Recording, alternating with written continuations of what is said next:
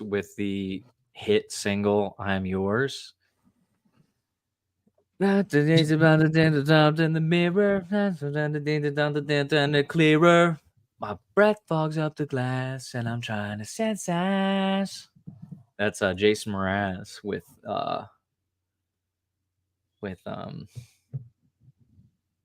I guess it is called "I'm Yours," isn't it? Probably, yeah. But it was Bruno Mars that did like "Hey Soul Sister," right? I got to know at least one Bruno Mars song. Yeah, I can't. The thing is that if this is like I'm so used to me doing what you're doing, but as a Mm. joke, but I don't know. I can't tell. Um, That's my wife all the time is like, you're probably joking, but I can never tell. yeah, I practice the not giving it away, but at the same time, you could do. I don't know. The risk is low on either side. Right. But If is there much you of a are payoff? going headfirst into a stupid joke where you're just getting the thing wrong, the Right. risk of me taking you seriously and correcting you is like, oh, he doesn't get it. But the risk of Right. me just being like, yeah, no, I think you're right is no risk at all. Or I guess the risk of you just thinking I'm stupid or something later whenever you figure out I was wrong. I don't know. But I think yeah, it's definitely not Bruno It's a Mars very easy joke because you can yeah, just say anything, and yeah, it really it's it's low hanging fruit, especially whenever you practice, and then it's like not even it's like second nature to just say the wrong thing and confidently. right. It's funny. It's very Like that, you funny. can. There's variables of it that can be funny. Like I don't know if you can get somebody, a third party, to buy in to the lie or into the misinformation, and then you have another person that like knows the right answer, but you're Mhm. getting everybody to It's like win over it's on your side. That's definitely pretty funny. It's happened a couple times. definitely best with an audience of normies in particular. Right. Right. Like the only best way to do it is if you've got 3 to 7 normal people who Mm. just go about their daily lives being normal, and you've got a captive audience, or they just kind of like hear you in passing or whatever say that Michael Jackson starred in Space Jam or something like that, and then you get their reaction, and then that's the funnest, that's the most fun to So play with. someone invited me to a like a Christmas party. Like it was like just a bunch of young 20-something Orthodox people, and there's this really quiet guy, and he and I were talking, and I kept asking these dumb hypotheticals. What would you do if this, or would you do this for $1 million? And he was like answering them, but he was participating because I was just there and I was talking to him. And Yeah. then I was like, okay, you do it. He's like, okay, would you rather have sex with your mom or your dad? I went,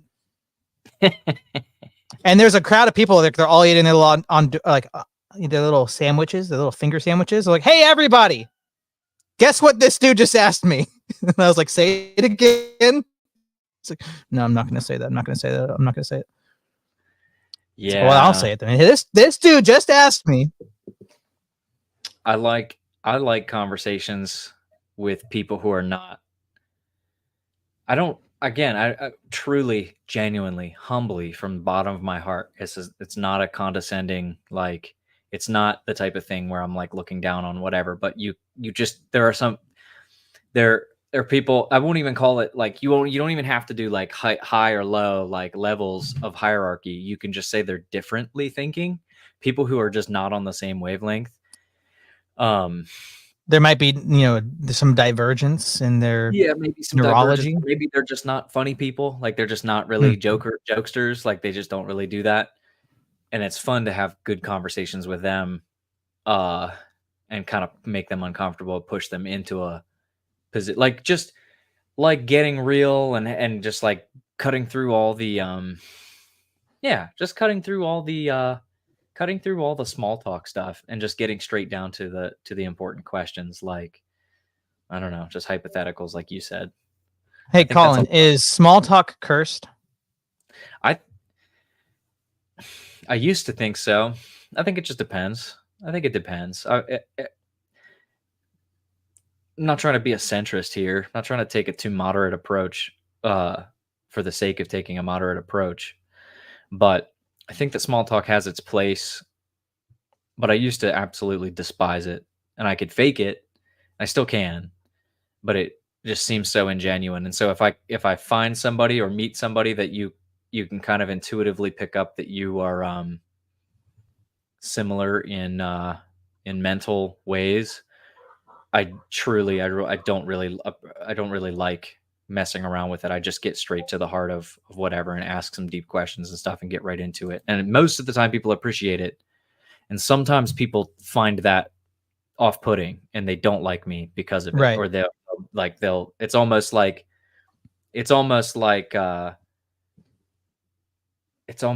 the classic joke of, well, how about dinner and a movie first, right? But they actually feel that way. They're actually offended that you didn't like wine and dine them with small Right. talk before you got to something serious. And I'm like, okay, What it's like, yes, I never really thought of it that way. I listened to some Jordan Peterson type psychology podcast like 2 years ago, and he was describing like the social use of small talk. It's like a contract or like the handshake. It's, a very small commitment. It's just, you coming together with somebody you don't know. That's what small talk is. There's all this social arrangement. There's these rules. There's, you don't know if you can trust this other person. And if you can trust them with the rules of small talk, then you can open up to more things. And I think most people probably just hate small talk, even though everybody does it. Like when my wife and I used to own a business, and we had a client that like every single day we saw this dude for like 5 years. It was the same exact conversation 2 times a day that we'd see him. And it's just, hey, how you doing? Oh, not too bad. How are you guys? Well, we're doing good. And it's like the same thing. I think the distinction is in if there's utility to it, because like you said, it serves a purpose whenever there's business involved, whenever something has to be done. I work with a lot of people every single day. I see all different types of people every single day. Right. And is it the hospital that you work at? Is it as a male nurse, what is it like is it the ER? Yeah, something like that. Like that. Let's just say my with my day job of going to kids' birthday parties dressed as a male nurse. Right. You come in contact with a lot of different type of people, but either way, whenever you're dealing with people, you get a sense of how the true breadth of how different people can be. And some people really don't have any self-awareness at all. And especially like there are people who will talk a lot and they don't care. And it's usually, it's like indicative of some sort of a disorder or something like that, where they truly couldn't, like, they don't pick up your body language. They don't pick up your, standing close to the door, jingling your keys, the 7, have you ever seen that? Joey Kappa or Joe Kappa or whatever, the guy that does the animations on, I think it's like on all socials, but Instagram and YouTube and stuff like that. It's like he'll do like Shaggy and Freddy from Scooby-Doo, but he does all of these. He makes the faces really funny looking. Anyway, if you don't know him, no, I'd have to see it, the animation. Yeah, look into it. My head is thinking, oh my gosh, what are those guys? It's funny content. It's very funny, but one of my favorites from them is the dude. He's standing outside of a karate class or whatever, and the 50-some-year-old dude with like a handlebar mustache and long hair is sitting there in his karate gi, talking this other dude's ear off. And the other dude's the dad of the kid in the class. So like 10-year-old, like this 50-year-old and like a 10-year-old kid's same karate class or whatever, and they're sitting there talking. And he's like, I told her if I don't see you do that, then he's just going on and on about some story or whatever. And the dude's like, yeah, click, unlocking his car and being like, whoa, that's crazy, man. Yeah, no, oh my gosh, just continually sending. There's a guy at our church who is like notorious for that. He actually has Asperger's, pretty sure, but zero awareness of any cues. There's been times I'm like carrying a bunch of stuff to my car and he's following me, talking to me about whatever he's interested in, and it'll be like random geopolitics stuff mixed with like the food pyramid for some reason. And I'm like loading up my truck, like, oh yeah, man, yeah, okay. And I'm in my car, like okay, now I'm okay. I guess the window's down. He's still talking to me, and I'm okay. All right, Yeah. there's no goodbye. It's just I got to get out of here. Yeah. But yeah, so those types of situations are the exact purpose for the utility of the handshake of small talk, where you are kind of Right. gauging somebody's ability to engage in good faith in a normal conversation. But if it's a professional situation, or if there's some task that needs to be done, so like small talk whenever you're getting your groceries checked out, it's like, okay, cool, could take it or leave it, not a big deal. If both of Right. you kind of agree that you're like introverted or whatever and don't really get anything from that, fine. If one of you shows that you do get something from that picture, older person maybe doesn't have a whole bunch of people to talk to, or like you remind them of their grandson, then they want to sit there and talk to you, then it's an equation, and you're like, okay, I'll be nice to you and I will humor you or whatever. But then times where it's I think the distinction, what I was saying earlier, is whether or not you're establishing something or not, because I think everybody understands that fake small talk is inauthentic small talk is like not worth your time, and it's Right. not even just neutral wasted time, it's like an actual negative, like Right. Because you feel exacerbated. You have to rub your temples. exactly. How and much and of it you is just fake? I mean, do you feel like most people when you say how are you, they just say good without thinking? yeah, but Is that's that the not fake small talk? yes, I don't think that that's fake small talk. That's just a pleasantry, a greeting. But how how's that weather or whatever, I don't know, Oh, like oh my starting to gosh, yeah. get into the going a little bit further than hey, how's it going, um if you know that it's not for any purpose. I don't know. It's funny to sit and get real autistic about like social engagements, because I don't know. I think it's interesting. It has like deep philosophical meanings and stuff like that that you can glean some, I don't know, glean something from it, some wisdom from it. Have you ever tried to test the limits of small talk? Mm, I've tested my own personal limits, and sometimes you can just get yourself in the mood to kind of butter someone up, even though you're not getting much out of it, just for the sake of that they would get something out of it. You're literally just doing a little self-sacrifice and be like, all right, I'll go ahead and ask you about the thing that you care about. Like I was with a lady who is I think she's like a talk counselor or a counselor or whatever, but she has her own like issues, and I could have just wrapped it up and been like, all right, business as usual, get the heck out of there. But before I left, I was like, so what all goes into that whole talk counseling thing? Do you have some people who I would imagine there's some people who have some real deep issues? How does that go? And then we ended up sitting there talking, and I more her unloading on me for like 45 minutes. And I'm like, okay, just take it. So it's testing those limits of like, what am I willing to put up with? Um, but it was nice.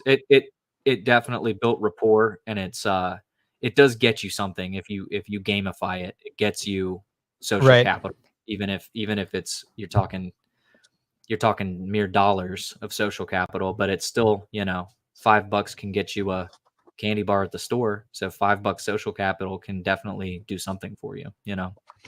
I have a really good friend that would, I don't know what his purpose. This is just what he would do.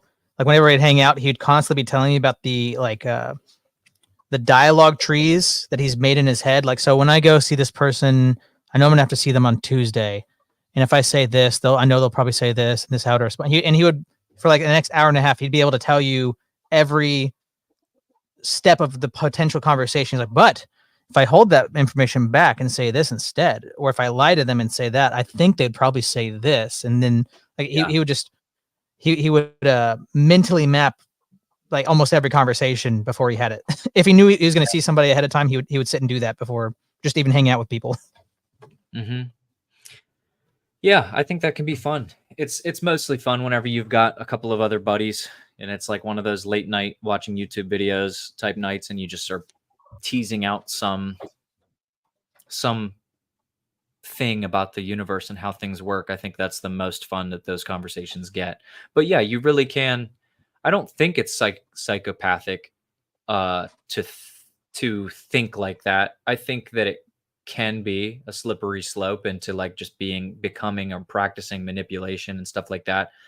But in reality, I mean, if you know that, okay, so you the disclaimer, the assumption is that you're observing that person, and your best self is observing that You're person. testing to see if you understand them and how they would react to different Well, stimuli. yeah. Well, the assumption would be that as a Christian man, you're seeing that person as the image of God, and they have value, and they're not just a bag of meat for you to play your little psychological games with. Okay, disclaimer out of the way. Now you can kind of toy with people sometimes, like cat and mouse, and play that game and like predict what they're gonna say and withhold certain information. I don't think there's anything inherently wrong with that, or playing in like real family situations or social situations, playing your hand close to your chest and stuff like that, right, for the sake of aura, and for the sake of for the sake of seeming mysterious and aloof. Hmm. Just because it's like for the cool factor. Yeah, the cool factor and like reputation, like Red Dead reputation and Fallout karma and stuff like that, just to like appear, just establish a little character for yourself, how things are going in this town. You drive into the next town over, and you can almost see your HUD display like what your karma is in that town. Do you let's try to socially engineer the best small talk topic you could bring up that's like right on the edge, but still small talk. Like, oh yeah, hey, how you doing? My name is Wesley. How do you feel about the Jews? Where does that one gauge? Yeah, it's definitely is it near the line, over the line? It's one of those things in real life.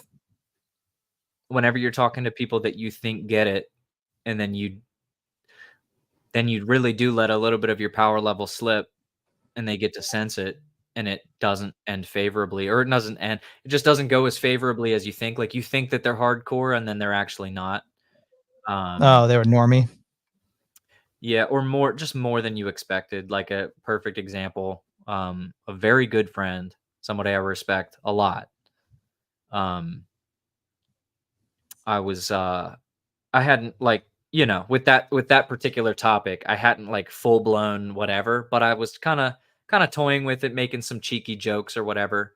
And then he had said that his son, he was like, oh yeah, one time my son, who's like in high school or whatever, came home from school one day and told us this joke, and he thought it was so funny, and it was something Jews or whatever that made fun of the Holocaust or whatever. And he said, immediately I made him sit down and watch Schindler's List. And then I asked him how he felt about whatever, and I'm like, oh, right. Bro, come on.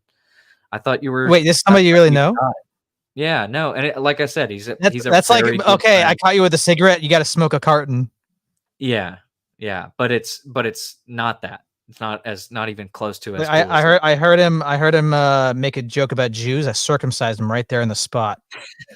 Double circumcised. No, but it just was kind of a, I don't know, a wake up call of like, not everybody, even if because that's the whatever percentage, that's the 2% of this dude that is like not 100% based, that is not extremely like respectable, and like he's very good. He's a very good dude, good father and husband and like buddy and friend, and will teach you stuff. He like shoots guns and like is willing to go out of his way to help you. He serves in the mission. He does everything. Like, he's a very, very stand-up guy. And then you get this little instance of just like total, just hook, line, and sinker, swallowing the narrative, the propaganda or whatever. So whatever. I mean, everybody's like that. It's there's so many things to look into and try to understand and see that we've been lied to. Like, you meet somebody who they do carnivore and they drink raw milk and they homeschool, but then they just unquestionably follow the vaccine schedule or something like that. They haven't Yeah, even looked exactly. into it. Exactly. They assume everybody that's against it is just crazy, but Yeah. they're totally uneducated. It's taken several of those over the last several years to like make me understand nuance in people's character, and like you can't just certain Are you trying yeah. to say that we're all works in progress, No, you Colin? just grow up. No, we're not. You just grow up to a point where you understand people are just people, and you can't hold everybody to a standard of like having everything all together or whatever. And I don't have any blind spots. Thank God. Thank Right. God I Yeah. don't have Yeah. any blind spots. I've been thinking about this lately. It's just really exhausting to put in the work and the effort to have the best takes that one could have. And I think that's a lot to expect of me. I'm not going to stop, but I do feel like it gets a little tiresome. You know, like I want to have the best takes, but I also Yeah. want to like sit down and watch a movie sometimes. Every day I wake up and I say my morning prayers, and directly after the morning prayers, I've kind of added one of my own little prayers that I just kind of added to the Hmm. routine. And it's, go Right. through that. Lord have mercy, Lord have mercy, Lord have mercy. And Lord, thank you for not making me as retarded as all of the people around me. I Right. really take that as a sign that I should be doing my best. And so it keeps me, it keeps me focused is what it does. So anyway, cheeky little joke right there for you. How do you feel about the word retarded? I like it a lot, and I've worked with retards a lot, and I Yeah, me too. respect them. I truly I'm love them. related. I'm related to a couple of them. Yeah, same. And so it doesn't bother me, and I would never call a retard unless you're To his referring to face, the right? retardation. Right. Right. Yeah, but I don't think it's the same as gay. It's the same, like it's everybody gets it. They understand. It's what's the difference between calling somebody stupid and retarded? I mean, is it offensive to stupid people to call somebody stupid as an insult? I would think so, right? Because there really are stupid people out there, right? They can't help it. Oh, they can't help it. No, but yeah, I think I think that there's like everything else an obvious taking it too far and whatever, but it doesn't bother me. What about you? Oh, I like it a lot. I'm not quite sure why. I mean, I think it feels good. It's just Um, never stopped. Like it never. Some things you grow out of, but that one right. is Lindy. Yeah, Stands the I test don't think of it's time. gonna lose any steam going forward. I did see something ridiculous like a month ago. Apparently, they're trying to make wheelchair and handicap taboo. Like those are as bad as retard now. Wait, say that How do you feel again. about that? The word handicap and the word wheelchair are as offensive as retard. According to the retards, No, somebody advocating for them, according to the people who are the retards, like spokespeople, aunts or something. aunts. Okay, yeah, no, I in school you get a lot of that type of stuff, political correctness and how to be sensitive and all of that kind of stuff, and it usually just comes down to common sense, which ain't so common. Common, what Right. they say, boy. Back when I was a kid, everybody had common sense, but these days, common sense ain't so common. That's what I get every day. Actually, somebody just spoke about the 50s and how kids got dirty back in the day, and They now they swam just through have the to establish. sewage. Yeah, we swam through sewage left uphill to get to school, to the sewer school. Um, there Mano, he how are you is. doing? Hey, what's going on? I'm just eating. How do you feel about offensive words like wheelchair or handicap? I love them. I used to work for this really woke company called Lush. I'm actually wearing one of their bullshit propaganda things. And yeah, they banned every single word possible. So I'm a big fan of offending people that are trying to be stupid. Semantics matter. Okay. Well, are you being semantic right there? Absolutely. I'm always semantic. Sorry, clearing my throat. Got bread in there. That's okay. Hello, cured world. We have Curse never world. chatted before. Oh, sorry. Go say curse world. See, I can't read because I'm a retard, right? I just missed the retard thing. That's all right. We're all a little bit retarded in some ways. Mine is lyrics to songs. I hear songs I listen to music. I love listening to music. I put my Mhm. earpads in and I go, mm, mm, mm. But guess what? I don't hear any of the lyrics. They don't. I hear syllables sometimes, and I can know the last syllable of a line, but Mhm. the words just don't register. The melody though, I could like I could repeat the bass line and know and the every beat that the drum hit and the guitar solos and stuff. I could like hit a mean like Chet Baker trumpet solo after hearing it once, but the lyrics just don't work. That's how I'm retarded. Well, that breaks my heart as a musician, but I also understand it's a very common thing for males. Apparently, most males go to the melody. Most women go to the lyrics. Although Yeah, not myself, but yeah, that's usually the case. it really, Oh, are you really the kind of person that can listen to like really disgusting gangster rap and be like, I just like it for the beat? I don't even listen to the words. me And it's like talking about like killing your sister and stuff. genuinely. Yeah, no, and that is I can pretty much appreciate any type of music. Pretty much. There's some things that I really, really, really one that I can 100% say is not my like I just will not like is hyper pop, I think. What is And is and that there I may was like? be hoping you certain weren't going to say flavors of country. that like sub genres under hyper pop that I may be able to like get behind, but I at least that's what I think it's called. Is that like The super, Japanese anime music on like no, it's like super Club high Acid pitched. or something? It's like super high pitched auto tune, like vocoder type stuff that is almost mixed with like dude, I wouldn't even know how to describe it. Just look up some hyperpop sometime. I really, really can't tolerate it. Everything Does else it I can feel like pretty almost pedophilic? Like it's like music should be no, listened to by like 4-year-olds, but it's grown men. a little bit like that, but not quite. It's that's more the anime stuff. That's more like K-pop, They call it hyperpop. I'm going to look this like up. cute little like the Asians love to make their women look like 3-year-olds. It's just something that they do. Hmm. It's something that I'm they're not gonna trained to knock do. them It's for it, creepy. It's creepy, but man. it's their Hey culture, Mano, how do you feel about small talk? Depends.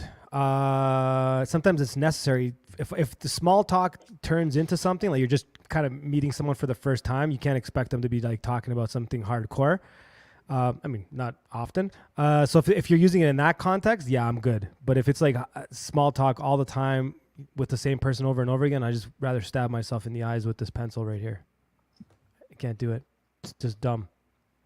It's just dumb. It's retarded. How about that? Let's yeah. bring that word back. I think At least if you you didn't know say that it's not handicapped. going anywhere and you're just wasting each other's time, I think that it's most people just understand and then they skip it. But for whenever the equation or the two people are mixed matched and one of them wants to small talk for no reason and the other one doesn't, then it's like I'm out of I here. agree. I kind of think there's these NPCs out there that only ever engage at the level of small talk, and Yeah. that if you try to go deeper, it makes them very uncomfortable, and they try Mhm. to as much as they can remove themselves from that situation or bring it back down to the level of small talk where they're comfortable. Yeah. I They're the also type of think person The, that like never lets anybody knows what their actual thoughts and feelings are. they don't really have many, but also I think that's like a more modern thing too. I noticed that's the case the last maybe 5-6 years. Before people would take social cues and there'd be that odd person that just wants to do the small talk, but it wasn't that many. Now I think there's like a massive amount of mediocrity out there, both in every capacity. And in conversation, there's a lot of mediocrity. And people, like you said, they feel uncomfortable when you bring up something like a real subject. Why does everything have to be so serious with you? I'm like, I'm not Right. being serious. Like it's a deeper conversation than you're willing to have. So it's kind of scary, actually. Yeah. Why does everything have to be interesting? Why can't we just keep it at Mm, safe? safe. Keep it yeah, safe. but there's also a sense of if you know that you have limited time with somebody that you're really connecting with, like why would you want to waste the time? Mm, Get right down to the Mm. nitty gritty and find out your perspectives. Like I've done it, I don't know, 20 times or more where you meet someone and you click instantly Yeah. mm, and then the clock starts and you're like, I'm only gonna be here with you for the next couple 20 hours or minutes. Oh yeah. whatever, yeah. depending on the event. You might as well just get into all of it. These two boys highly respect. I believe their brand is the Raw Milk Deadlift Bros or Boys or something like that. The Raw Milk and Deadlift Boys. They're at every homestead conference in the country pretty much. And so I met them at one here in Northern Virginia and immediately clicked and set like it was within truly like I think they were all the same age, 20, 28, 27, something like that.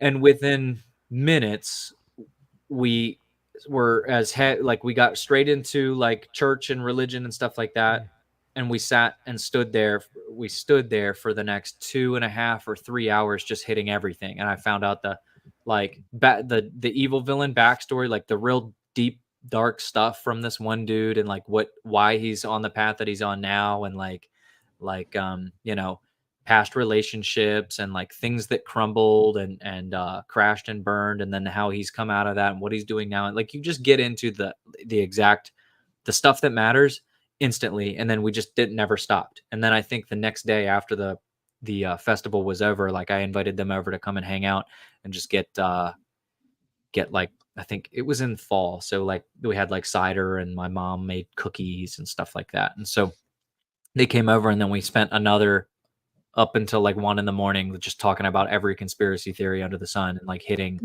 just going down the list and being like, this is how I feel about this. This is what's going on here. Have you ever thought about this? And then it was awesome. But that happens so rarely that you have to take advantage of it when it happens. And then you just cut the crap and you get straight to it. So I agree.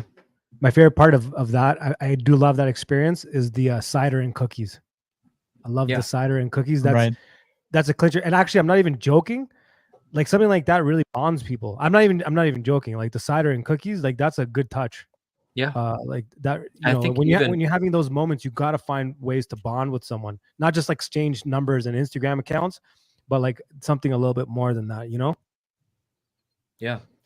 And I think I had even tried my hand at eggnog that particular like season. So we had like a bunch of cream and stuff, and it just happened to coincide with the timing. I didn't do it for them, but I just did it, and we had like a half a gallon. You did. You just didn't realize it. Yeah, I did, but I didn't realize it. But it all worked out. It was really special. It was really, really nice. Did it turn out good? I've made eggnog the last 2 years. I tried something called Flip last year with varying degrees of success. It's similar to eggnog, but it's made with like beer. You heat up lager and then you flip it back and forth.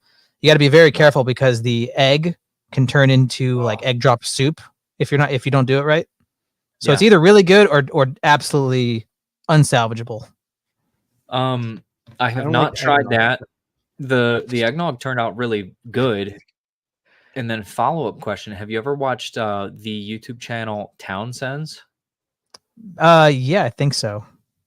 The 18th, 17th century cook, where they do like recipes from like 1700s. 100%. That's where I got the recipe for that. That drink. Sure. So what did you call it? Flip? Yeah, flip. Because you take, it's like hot lager mixed with like an egg mixture with cinnamon and stuff, and I can't remember, like vodka or something like that, and you flip it back and forth. Sounds gross. The first attempt was disgusting. Yeah, turned into egg drop. All the proteins got all thick. Beer? Yeah. You warm up the beer over like a fire or whatever. Yeah, it doesn't sound great, but I'm not a huge.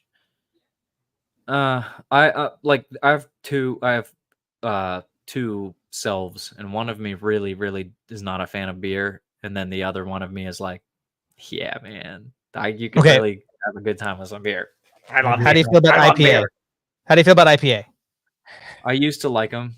I could still tolerate it. I don't think it's disgusting, but I understand that they're like high estrogenic and all that kind of stuff, and like the gayest beer you can drink. Yeah, I mean, I'm glad that you don't like them as much anymore. I mean, that's progress, but it is nasty. I could tolerate it. I think it's more interesting than a super light beer. I would rather my tongue be kind of like bitten by bitterness than whatever. It's like black coffee. So in that sense, whatever. But Have you guys ever had Pacifico, the Mexican beer, Pacifico? I've seen a Maybe. lot of ads for it lately. It's a good. lot. Like I'm not a beer guy at all, and I did try the IPA thing when I was like, not that I ever involved myself in fads, but when I moved in, when I went to that same company, Lush, the bullshit woke place, everybody there drinks beer, IPAs. Like it was like a thing there. So I tried a couple to kind of like whatever, but it wasn't. I'm not a beer guy. But when I came to Mexico, Pacifico is the only beer I like will go out of my way to have. It's good. Like I prefer wine and spirits, but Pacifico is awesome. I find it also has to do with the context too. I mean, True. like similar. You said you drank Pacifico while you were actually in Mexico traveling. I live in Mexico. Oh, you So live in Mexico. I started Okay. drinking it here. Have you And it's always actually lived in Mexico? no, I moved to Mexico 2021 because of all Okay, the so I'm Canadian. there's still a sense of novelty to it because it's a fresh, new, like cool place that you're learning about or whatever. Whenever we went to, I went traveled to Japan a couple times, and especially the first time, they kept feeding me Kirin beer, and it was like just hit the spot. It just worked. It just worked. It was ice cold every single time I had it, and I had like 3 or 4 every time I sat down because they just kept feeding them to me, and I was like, this is good. This is good beer because it was like the context, like this is what the Japanese drink, Kirin and Sapporo. Yeah, I could see that. Yeah. For me, it's like I'm really not a beer guy. So when I got here, I think you're partially right. For me, it was that it was freezing cold, the beer here, and it was hot. So like it went well, like the hot climate and the beer. Mhm. But it's good though. It's good. It's good. It's Most because of the I've time, like. Sorry, go ahead.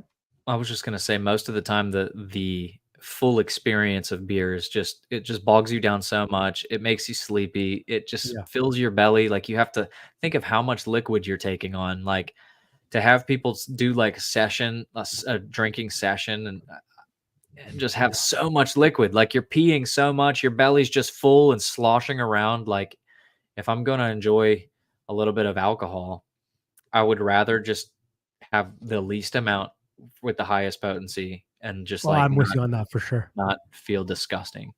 100%. Talking about small talk Is has got this in my head. I have to watch it now. You have to watch it with me. Like lasagna? It's my favorite. Do that. Did you catch a game last night? Mm-hmm. Is it still hot out there? Do you like hot fudge sundaes? this is it. All right. All right. That's that training video, right? Like it's like a training video for the employees of the catering company or whatever. Yeah. That's awesome.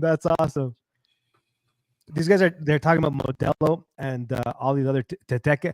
That beer that they're talking about, that's like low level. That's like gnarly. Modelo is great, and Pacifico is made by Modelo.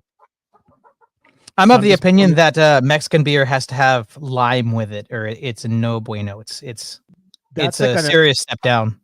That's like an American / Canadian thing. They do the lemon thing, but they don't do like the other stuff that you hear about. Usually, the real reason they started putting the lemon in the beer is to avoid flies getting in there, and also because you clean the actual rim because they're afraid of like rat poison. That's a big thing here. Oh, So you have to always like wipe the top of it here. That's that's the 2-3 reasons I've heard. But yeah, they do the lime here. But they don't do like that other fancy stuff like the salt and all that stuff. Not so much. what's the weirdest alcohol thing? Go on. Here? Yeah, I was gonna say, how's your stomach been since you've moved there? Have you had Montezuma's Revenge every single day, every single night?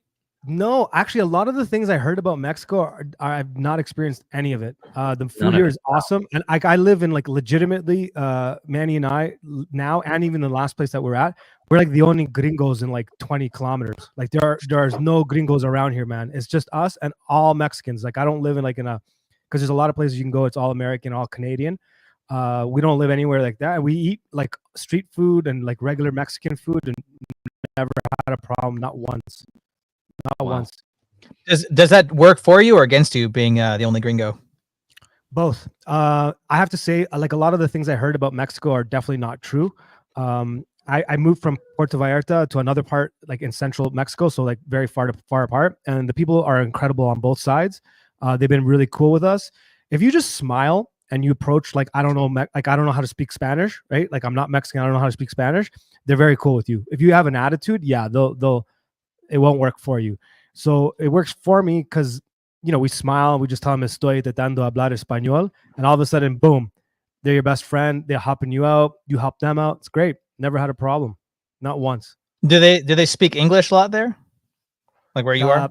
Not now. Where I was in Puerto Vallarta, yeah, they spoke a lot of English. Here, it's like straight up Spanish. So, and we like literally live on a strip. There are no gringos anywhere. So everything's in Spanish, and we just kind of make do with a smile and a lot of hand gestures and a couple of keywords, and that's it. That's it. That's it. You taking classes or anything? We did when we first got here. It doesn't work very well for me, at least. It's just engaging with people works really well. The problem is that my accent when I speak Spanish sounds like I know more Spanish than I do. So I actually have to like make it sloppy because then they'll just go really fast and I won't understand anything. But I'm at the point where I understand what's being said to me. I don't know how to respond. So now I'm at the point where I'm learning how to respond. So I'll even tell them that, like, comprende, but I don't know how to hablar. And then they're like, oh, okay. And they smile. And then there's just like point. And I was like, start pointing. So it's actually pretty cool. In my head, this is you, but with a Frenchman. So, have you ever been to Florida? Vous êtes qui ça? Moi, je viens de la France, je suis un touriste ici. C'est la première fois que je viens en Amérique. Tu peux pas me dire, toi, un peu, s'il y a un bon restaurant? Seulement, peut-être tes parents, ils connaissent une bonne place. Pourquoi tu me réponds pas? Tu parles français un petit peu? Moi, je parle pas l'anglais du tout. Mais donne-moi un coup de main, quand même. Sans parler. Hein? Tu veux pas? Tu me fais la gueule? Moi, like that. I've 100% done that. Like put earbuds in front of people and they still talk. I'm like, wow. Mm-hmm. If only I wasn't Southern, I'd be rude to you. That's one that doesn't have the self-awareness to understand when you're trying to get the heck out of there. Wait, so you guys are both Southern, right? Yeah, you said Virginia, right? That's why we have the same accent.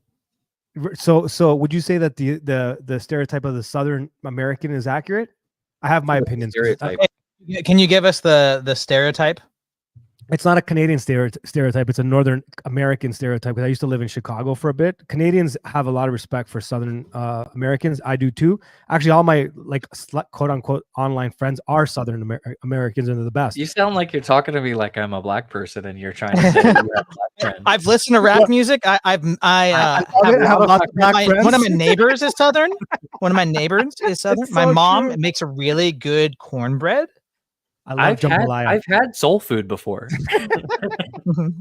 Well, the Northern Americans I've ever met, they don't have a good opinion on the Southern Americans at all. And like living in Chicago and driving through like Michigan, New York, they kind of look at the Southern American as like dumb, hospitable but stupid, bumbling idiot type, that kind of thing.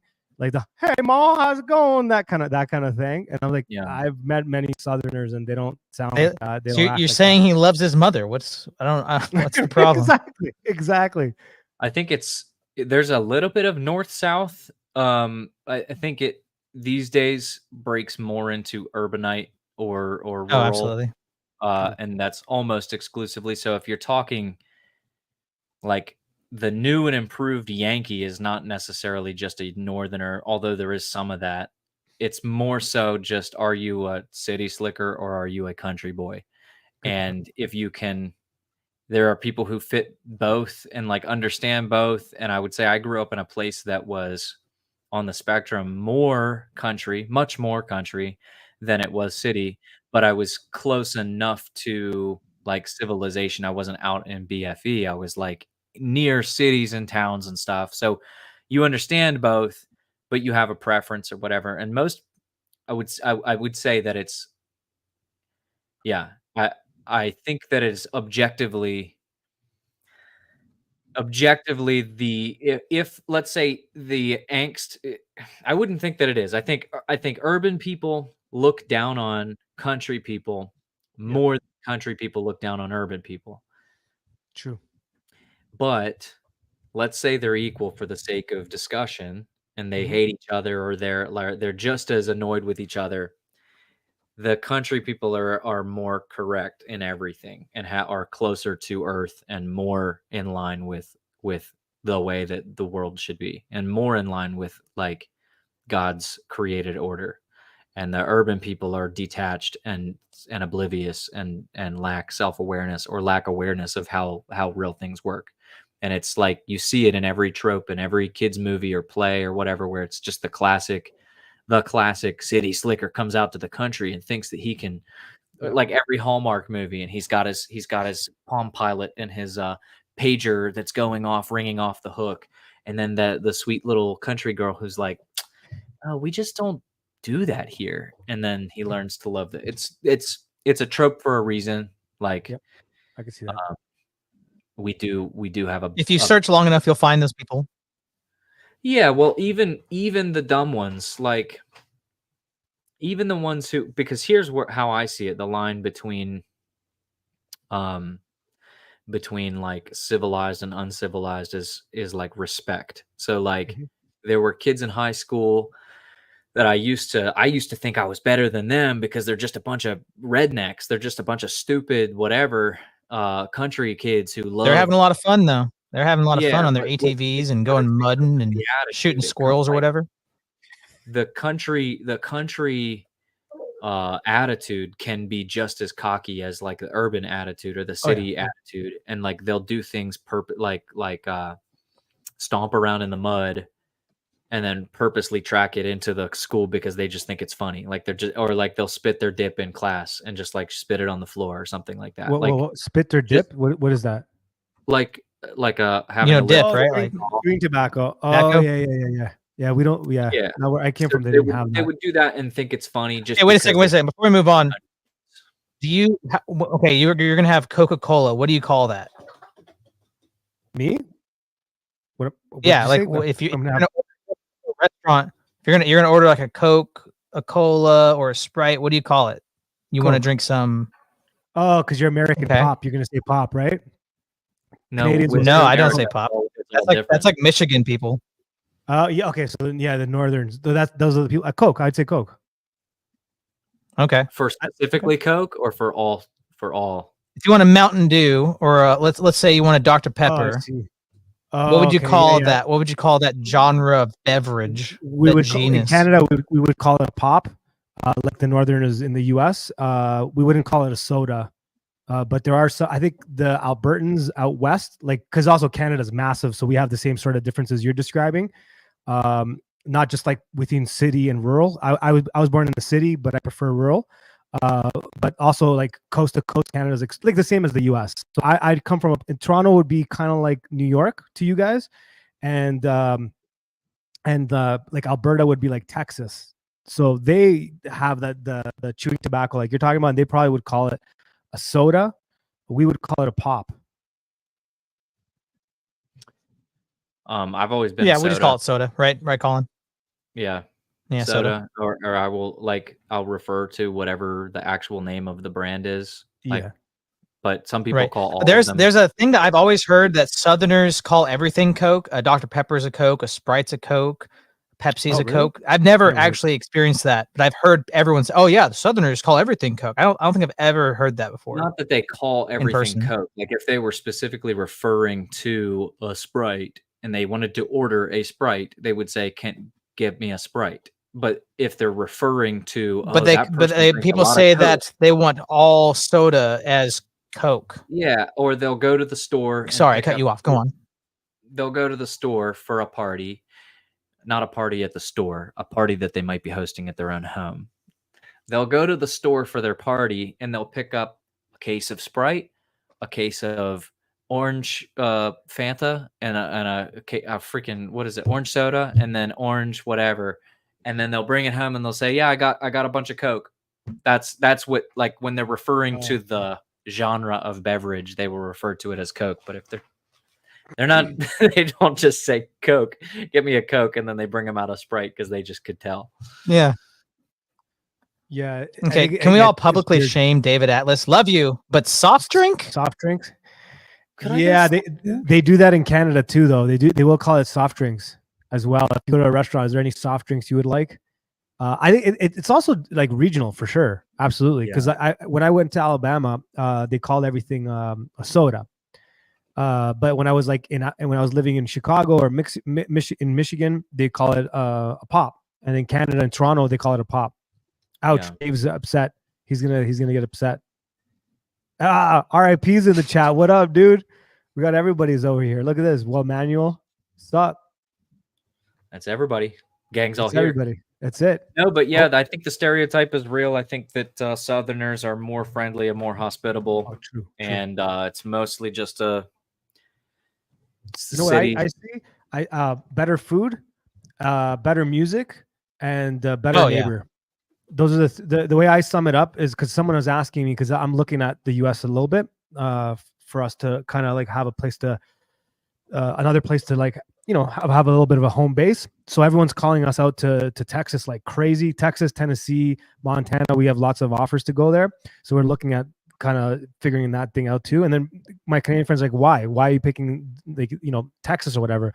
I'm like, better food, better music, and a better neighbor.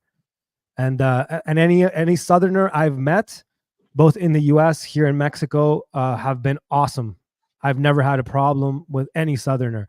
Northerners, like quite a few problems. Like I said, I lived in Chicago. I've been to New York quite a bit. Michigan, they're all dicks. Let me just say that. Sorry if I'm swearing, but they're not the nicest of people. People from Toronto aren't the nicest of people either. So I'll just say that too. We're not awesome either. We're considered the jerks of the country. We're considered the New Yorkers of all of Canada, and everybody in Canada doesn't like people from Toronto. So I have to apologize for it often. Or they'll say like, dude, you don't seem like you're from Toronto. I'm like, why is that? Because like, you're not an asshole. Like, right, that's true. Yeah, I think it just has to do with, like, the people from city, like I went to Chicago a couple times, and people would get mad at you just for holding the door open. Like you walk into the mall, you open the door, and like, I could do it myself. Like, yeah. All right, I'm sorry. Yeah, that's right. Absolutely. God forbid you pull out a chair for a pregnant woman. God forbid. Or you stand up in the subway. She can do it her own in the subway. I stood up. This is like before the whole COVID thing happened. I stood up for a pregnant lady on a bus, and she gave me shit.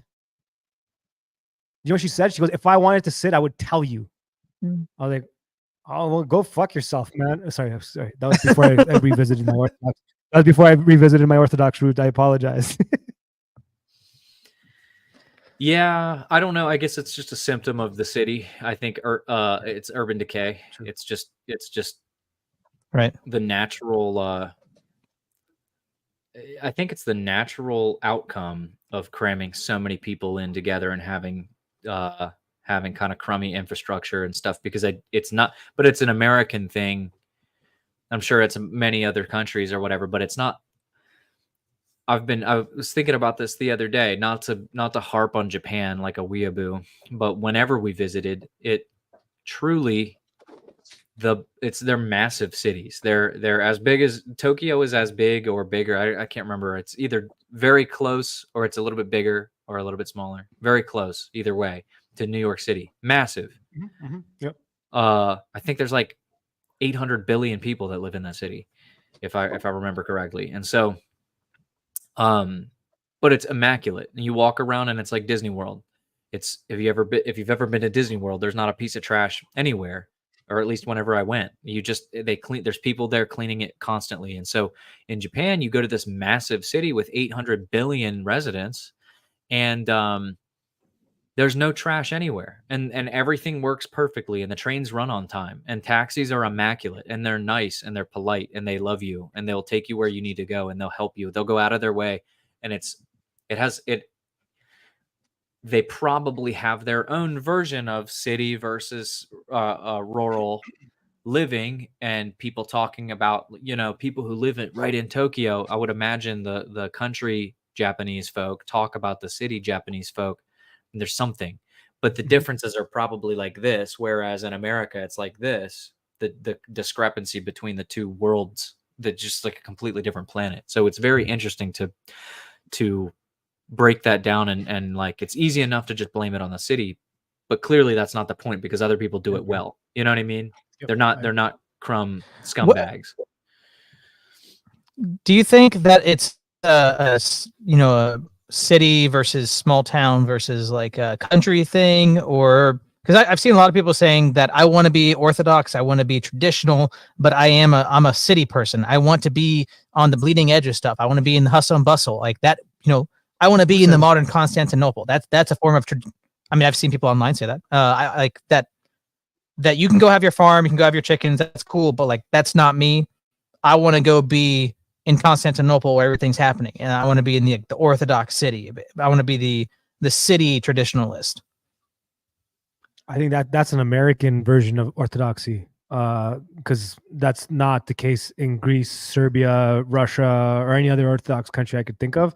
Even in Canada, like no one would have said that except for non-cradle. I'm not saying cradles are the best. Trust me, we have our issues, but I think it's like a non-cradle convert version of an American version of how they view orthodoxy. Like I'm starting to learn a lot more about that, like doing this, the podcast and having all my conversations with all of you guys.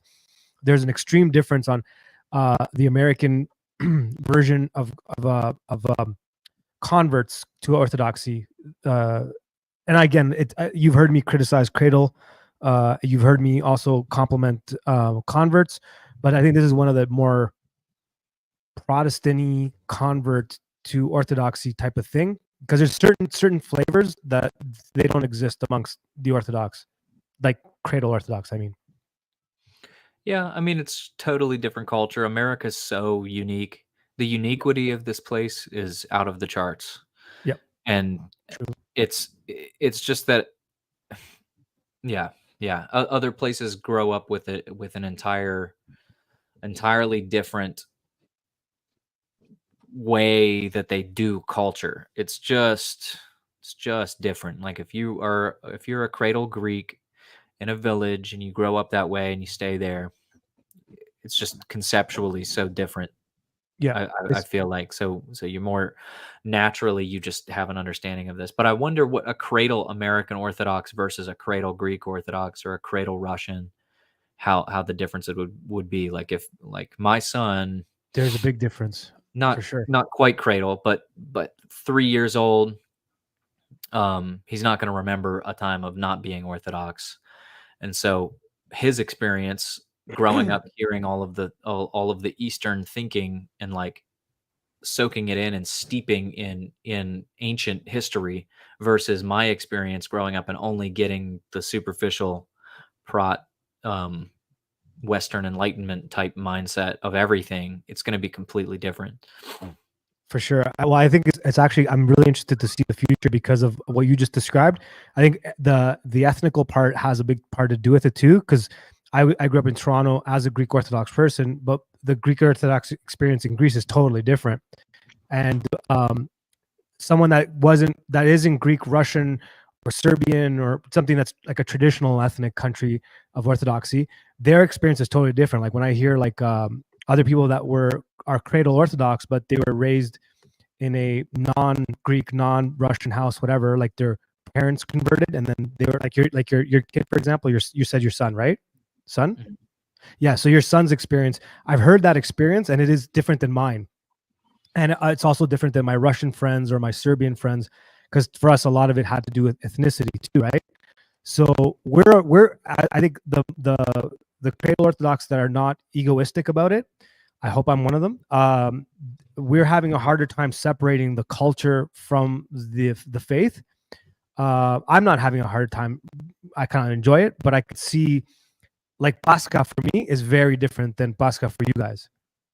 Like it's a huge difference, right? Because for us, it's like not only the church experience, it's also like the Greek experience. You know what I mean? And that they kind of can't separate the two, so it's really strange. Not in a bad way, in a good way. I mean that. Again, it goes back to like it sounds like you're talking to me like I'm black earlier. Like it's kind of like that. Okay, a good example, and I hope I'm not insulting anyone. I'm really not trying to. There was a particular channel that put out this song during Pascha, and it was very much like very Americanized, very Protestant-like sort of thing, but with all these Orthodox lyrics. That was jarring for a lot of us. Like a lot of the cradle Orthodox were messaging each other, like, "How do you feel about this?" And a lot of us didn't know what to say. I don't know. It's kind of. I'm not sure. I'm not sure what to think of that. So it's kind of weird. I don't know how this is gonna like turn. It's what it's gonna evolve into down the line. I don't know. Does that make sense? What I'm saying? Yeah, that makes sense. I think it's also, I mean, history's still going.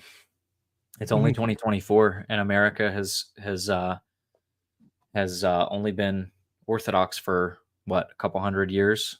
Has had an ounce of orthodoxy in it, and so yeah, history is still writing itself. So you don't know what it'll be like a couple centuries from now, and like what type of, maybe, who knows if there's some flavor of like Appalachian like folk music that's going to be hymns or whatever, that are canonical, that are coming out of like the Holy Cross Monastery in southern West Virginia. I don't know. True. I'm interested to see. Yeah. My mic is crackling. They're saying. How about now? Does it sound better? Yeah, I'll let you know, but it was definitely crackly. Sorry. I don't know, Colin, what's your thoughts on the? Go on, Nadeem. What? I was just gonna say, Nadeem can go ahead and Google it. I'm 100% certain of myself that 800 million people live in Japan, live in Tokyo. 800 million people live in No, he Tokyo. said 800 billion. Yeah, 800 billion. Yeah, exactly. That's what I said. 800 billion people, and that's just living above the 13th floor of any skyscraper. So look it up. I'm not going to be challenged by some, you know what? Retard? Yeah. Some handicap man? Yeah. What's your thoughts, Colin, about like the wanting to have because Constantinople obviously is a city. There's many cities. Moscow is a city. Kiev is a city, and they're founded by Orthodox people. Is there something wrong with modern cities or American cities that make them so fake and gay and dangerous and terrible place to raise a family? Or is there something that cities have lost that we need to go back to? Or should we all just retreat into the country and shoot our guns and play in the mud? Well, I think it's less of a.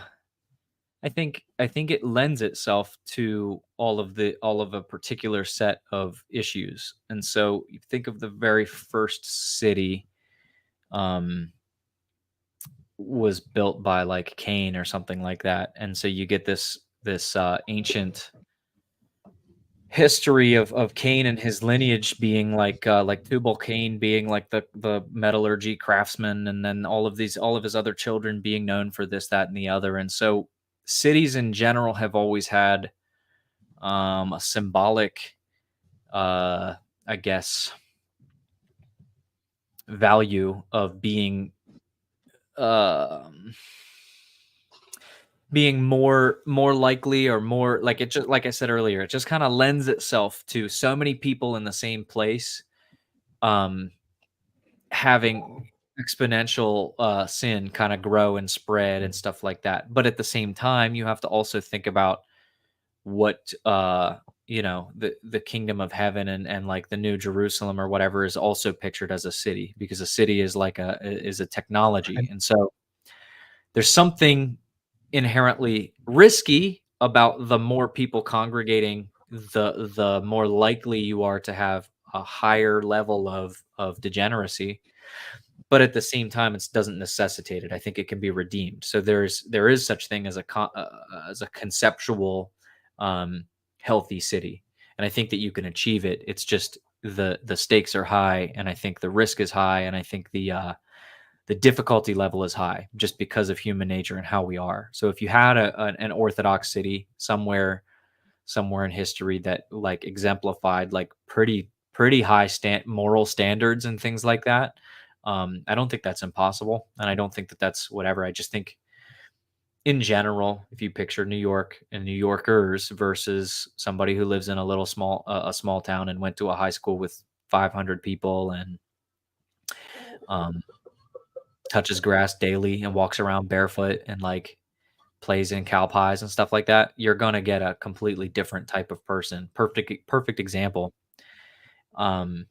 It goes both ways to some extent, where a city, a true country boy who has never been to a city at all shows up in New York, and he's going to feel out of his element and like worry about some hooded figure coming around a corner and stabbing him or something like that, because that happens. He's justifiably He's used to wide open spaces, not like alleys and corners, and not being able to see far.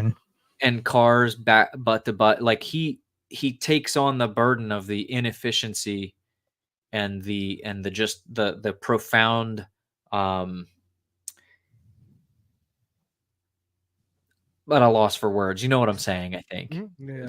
The ability to have so many cars in the same place and people just weaving in and out, and like it works, but it's disgusting and there's rats all over the place, and it doesn't really work because everybody's kind of unhealthy. You know what I mean? It works. Did you hear that a company was paid like $4 million, I think, by the state of New York to research to see if trash cans work? Yeah. So What? Get out of here. Yeah, they were given $4 million. it's very backwards, and it's very and I think the country boy perceives this in his sinews, in the depths of his loins. He perceives it, and it makes him uncomfortable. Rightly, I think, from my opinion. And so that happens, but more detrimental, I think.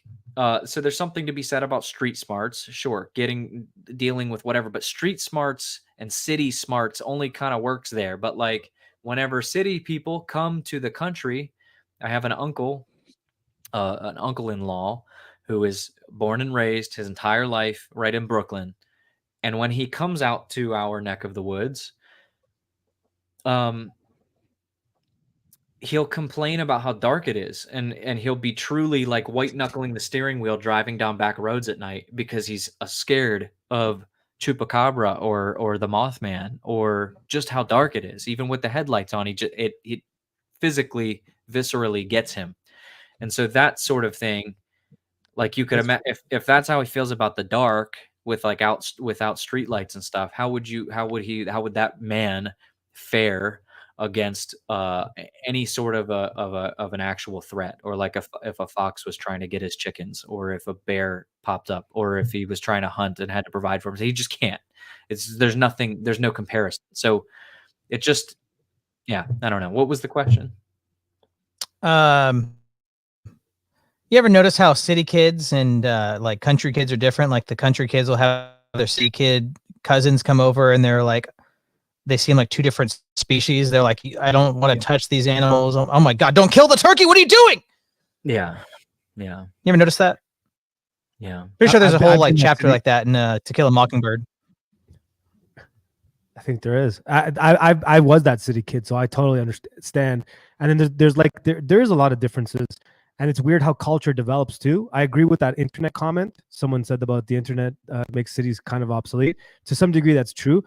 But where a city person will push back, and I'm not necessarily saying I feel this way exactly now, but I definitely, there's a part of me that used to, for sure, and there might even be some truth to it. Most of the culture that we look at as pop culture or cool culture, whatever the genre of music is, with the exception of some little small blips in the music history, came from a city or a city scene, or from city people. And I think that part of the reason is because of the depravity that you're talking about, and the degeneracy of it all. There is a part of it that kind of makes you want to build your own little kind of weird community. It's crackling again. Really? What is going on? Yeah, it is. Yeah.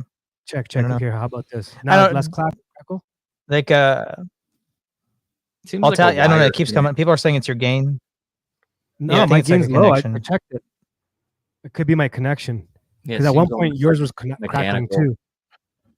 Yeah, I don't think it's my end. Well, I mean, like, I think I've tried it over here. I'm not sure what to do. I think there's I'll back off. extremes like to exist in the same place. Like, oh no, you're fine, but I'll let you know. But in California, you have like extreme degeneracy. You have LA and Hollywood, and you have San Francisco and their poop streets, their poop street app. But then you also have monasteries and cathedrals. You have Saint Seraphim Rose. Yeah, so you're producing like a high amount of light there, like spiritual light in a very dark place. Yeah. And like Pajot will call it like California is like the edge of the world. Like if we just kept going west, and the west is like the edge of the world, then California is like the edge of the edge. Mhm. And just has see that. all the extremes living together. Yeah, and I don't want to be too disrespectful or abrasive, or I don't know. I'm not trying to diss city people because they literally can't. that way. they can't help it. If you're just born in a city or whatever, you get your own skill sets, and it's just your character build is going to be more like that. It's more so, I think this is how it is with many, many, many differences of opinion and people who hate, like groups of people, types of people that don't like each other. I think it comes down to respect of each other, and I think it comes down to attitude. Yeah, So totally. if, and there are many instances of this, but if a city dude was coming out to the country and scoffing at redneck life, then that's a problem, because Yeah, there's an obvious power level difference. And if I would say, I guess I'll say the same, but maybe not to the same extent because I'm biased. But if a country boy comes into the city and is scoffing at how all of these things aren't working or whatever, and then the city dude is like, no, it might appear that way, but it does. There's something beautiful about how everybody's Mm. mixed, and there's Yeah, it's true. people, there's dinks and things slipping around each other. It's cool. You can love who you want to love. That's what the city is all about, And the country boy's like, I don't get it, but all right, I respect you, I'll say for sure the city people look down at the country people. No, there's no doubt about that for sure. I don't feel the same from country to city though. I don't think the country people look down at city people, other than if they're like super skittles and all that stuff. That I totally get. That also happens in the city, but city people do look down at country people for sure, 100%. I'm also learning a lot about that in Mexico, because there's this weird there's this weird class system in Mexico amongst Mexicans. And it's kind of strange. It's very extreme here. So like a upper middle class Mexican really looks at a lower class Mexican horribly, like worse than a gringo would. Gringos don't really I mean, there are exceptions for sure, but you definitely see it here. It's like this weird class system they have, and it's all about city versus, actually, it's not even about that. It's like their hoods here. It's like, what area are you from? Like where I'm from and like where we live, it's like we would be considered like hood scum. Yeah. Were you? Yeah. And be honest. There's one last thing. Were you hood scum? Oh yeah, totally scum, man. I'm not trying to be rude or anything, but were you hood scum? I mean, I totally am. Hood scum.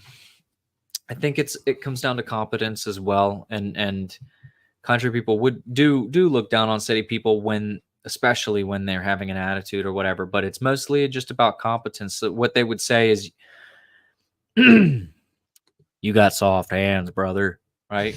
So they're looking at what you do, and like you get more respect for the more things that you're able to do. And there's also ignorant, like there truly are plenty of ignorant rednecks, blue collar workers who are just stupid, and that's just how it is. But people are people, right? Like you're gonna find malakis everywhere. You know what I'm saying? So it's just people are people, dumbasses everywhere. You know what I'm saying? Yeah. I think where the city people thing comes into play is the culture. They'll make fun of that. They'll say, "Oh, you're into that now. We were into that like last year or whatever." That kind of thing. Usually, that's where they'll get you, the city person. Which to some degree they shouldn't be making fun of them, but there is truth to that. So like I remember, so my nephew Manny, who does the stream with me, he's from like a suburb. I was born like literally right downtown. Like I'm a city boy. And we got like a whole bunch of like types, like a certain type of hardcore before they did, the haircuts we had before they did, like maybe 3-4 years, maybe even 5 years before they did. And by the time they got it, it was already old for us. So when they would come into the city, you look outdated, where you're like, you're into that now, like that kind of thing. So there was that. There's a lot less of it now with the internet, the way it is, like it's a little bit quicker. But I could, for sure, I would say about 10 years ago, for sure that was true. For sure that was true. So there would be that point where someone would make fun of the other person based on that. Yeah. What do you guys think about Dustin's comment? It comes down to agency. Country people would rather be poor and responsible for their actions. City people would rather give up their agency and live in the herd, not responsible individually. Generally, I would agree. Yeah. I think each world breeds that type of attitude, and everybody has a certain amount of personal responsibility, and everybody has a certain amount of excuse for, I was born here, I don't really know anything else, and this is just what was instilled into me. So it's really hard. But the thing is if you're speaking with a reasonable person and you're dealing with in good faith, give everybody the benefit of the doubt. You know, I think prejudice is okay. I think prejudice is good because it saves you sometimes, and it keeps you safe in your family safe and stuff like that. But as long as it's like, I don't know, I think the Christian thing to do is to in most cases it's not a life or death deal or issue. In those cases, obviously your number one goal is protect you and your family and the people that you're responsible for, even if it means being racist or looking racist or whatever, or looking prejudiced in whatever capacity. But in all the cases that are not life or death, you could probably practice just seeing people as people and trying to conjure up compassion rather than disdain. Yeah, makes sense. Most people I just get it. Do you think know better. city people are less racist than country people? Because I feel like a lot of city people really don't want to be seen as racist, It's a loaded but they're probably term. just as racist as country people. What do you mean by racist? Racist? Yeah. I mean, like actually, all the stereotypes, about hating a type of person because of their ethnicity, because of the way they look, because of their culture. Oh, they eat that stinking curry, whatever. Look at that Pajit over there. I don't know. Whatever, you know what I'm talking about. Yeah, but that's even that definition. Malice. I wonder They what the have percentage- a huh? I wonder what the percentage of so-called racists are racist in that way, where they hate because of a skin color. I don't think it's ever just that. I mean, not Yeah, I not don't think ever. it's. I mean, Obviously, a there's lot. exceptions, but it's more often comes down to some sort of pattern recognition, some sort of these people tend to do this. These types of people tend to be loud and obnoxious in these areas where it's not appropriate to be loud and obnoxious. Therefore, I've seen it 20 times and I've never been proven wrong. So I develop an understanding of what's going. I can reasonably predict that of how this is going to go. That sort of racism is not the same as. This is why it's so important to define these things. I don't think that that's a harmful racism. I think that it's. So you're saying we can't just be like, okay, well, racism, it's like porn, and you see it, and I can't help myself. Sorry. My name is Wesley. I'm racist. Just come clean with it. Yeah, well, Can we just own it? again, it just needs. Yeah, I don't know. I think it's ever more important to define what you're talking about whenever you're claiming that somebody is a racist or that something is a racist act or behavior or whatever. Because if you settle on like, we just have to define our terms, and there's a difference between hating somebody because of their skin color and recognizing patterns and acting accordingly and giving people the benefit of the doubt, but maybe keeping certain things out of arms, like behaving differently because you are expecting a certain type of thing from a certain type of person, profiling, right? And so maybe come up with two different terms, because it gets confusing. It's very much the same as any conversation that happens about the juice, right? You got to define it. You got to Right. say what you're talking about. If you're are you talking Well, about how would you define like actual like a racism that a Christian man should not participate in? I would say that it crosses the line if you are purposely trying to harm somebody because of a difference in culture and biology. You know what I mean? I think harm is the line, right? If I knew, okay, this person's black and I have a chance to hire him, but I don't like him because he's black, and I'm not going to hire him, and I'm going to like purposely go out of my way to make his life a living hell because he's black, right? I don't know what the percentage of that is, but I would say that that's probably across the line. That's probably not something a Christian should do, right? Well, I mean, harm is because like people will say, if you don't use my pronouns, then you're harming me. I mean, it's a hard harm based off of what? Yeah. If it's, I guess you have to define that too. So if it's would you say it's the intentions that you have you're, because I don't think a lot of people I don't think a lot of people who I would say are probably really racist are intending to harm people. They're just how they think, how they feel. Mm-hmm. To some degree, everybody kind of is, and there's probably nobody that isn't, and it comes down to discernment, right? So, like, let's say you have that opinion, you're talking about pattern recognizing a certain culture, does a certain thing, and then you engage with someone in that culture. You can walk into it going, okay, there's a 90% or 80% chance this person's going to do this because they're in that culture. And then if they start to show that that's not in their makeup, then you change your behavior and you treat them as if that's not present, then you're good. I also think that racism has changed a lot from when I was a kid, as a term, as a whole bunch of stuff.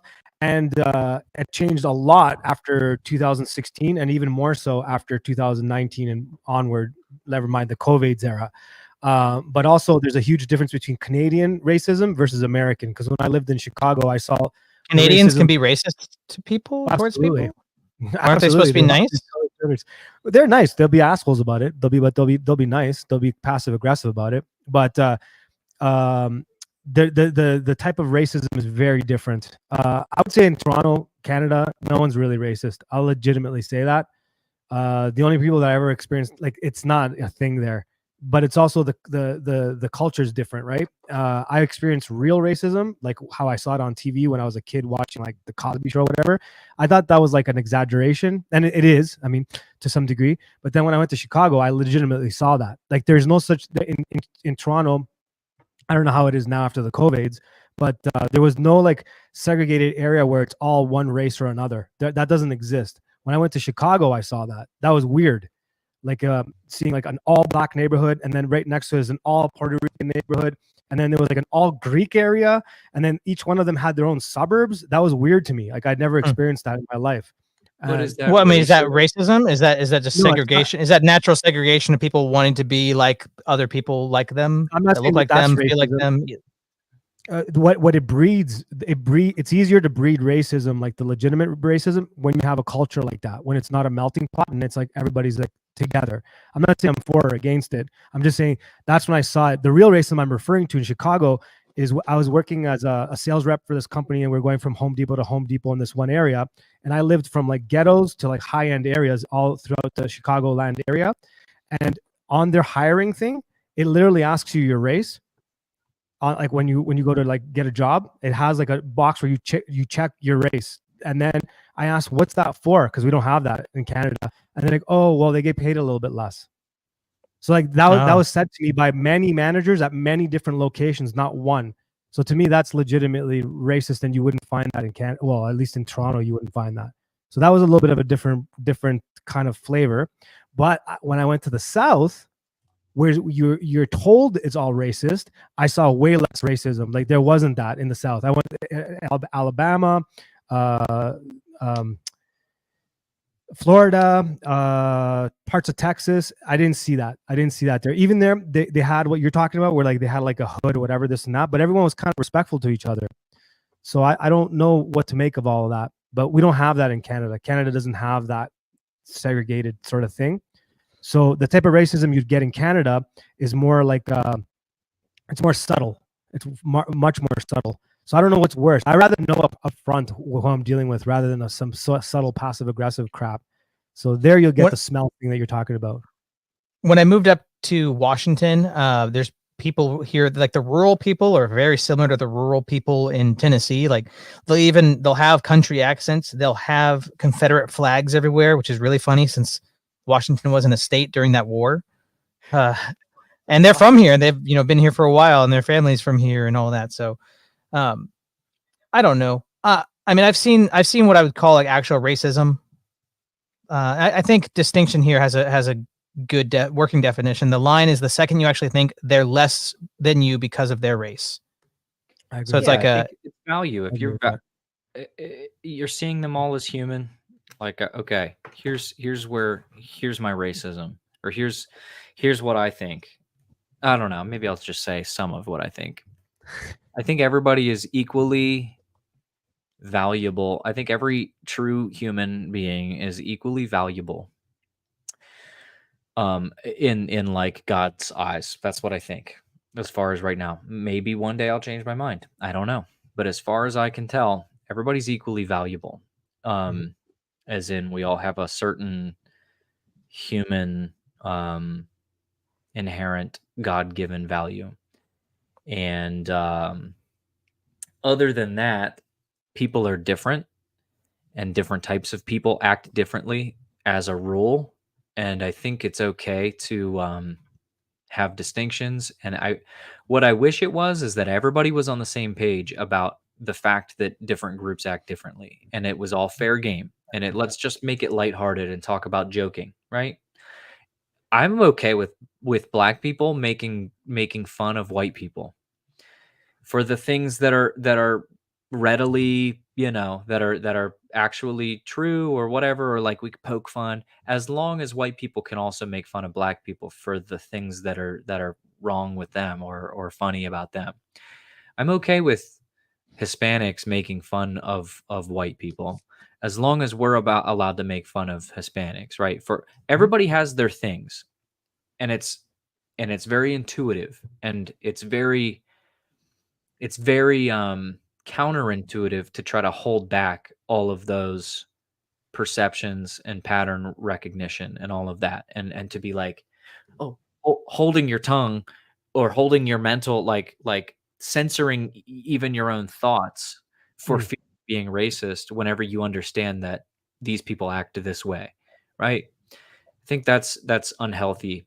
And so, like everything else, it's a slippery slope, and you can very easily in praxis devalue someone or treat them as less than, just because of whatever. It's easy to get into a certain mindset.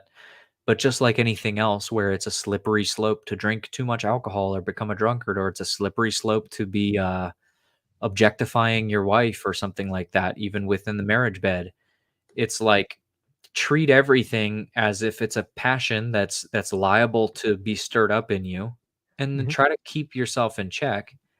And society would probably function a lot better if everybody just understood the terms. We're all on the same page. We can all poke fun at each other, and we have right of association with these people, and these people I can hire who I want for the reasons that I want. If everything was just fair playing field, I think that would probably be good. But maybe that's a little bit normy. I don't know. I know there's hardcore racists that like we said, like truly devalue, and see like low IQ trends and stuff like that, and think that they're subhuman, and will say that and use that type of language. I don't think that's not to sound gay or anything, but I don't think that's very Christian. I don't think that's very loving. But I'm not also about to say that there's no difference and that they shouldn't be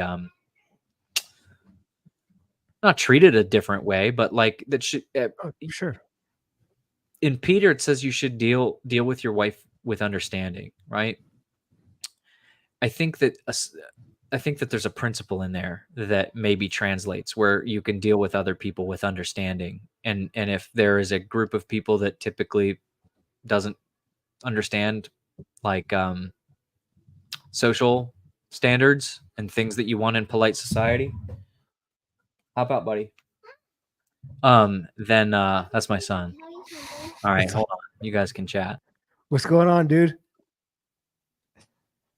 Okay. Hey, Mano. Is Vanny who's the in there? most? Oh yeah. It seems so, but I don't see his comments. I guess he blocked me. Are you in the chat there? How come we can't see you? Yeah, are you in the chats? I can't see you either. We can't see you. It's weird. Everybody else can. You are responding, but no, I think there's no Vanny. Who's the most racist person in the world? Okay, on three. Ready? 3, 2, 1. Bill go. Gates. Whoopi Goldberg.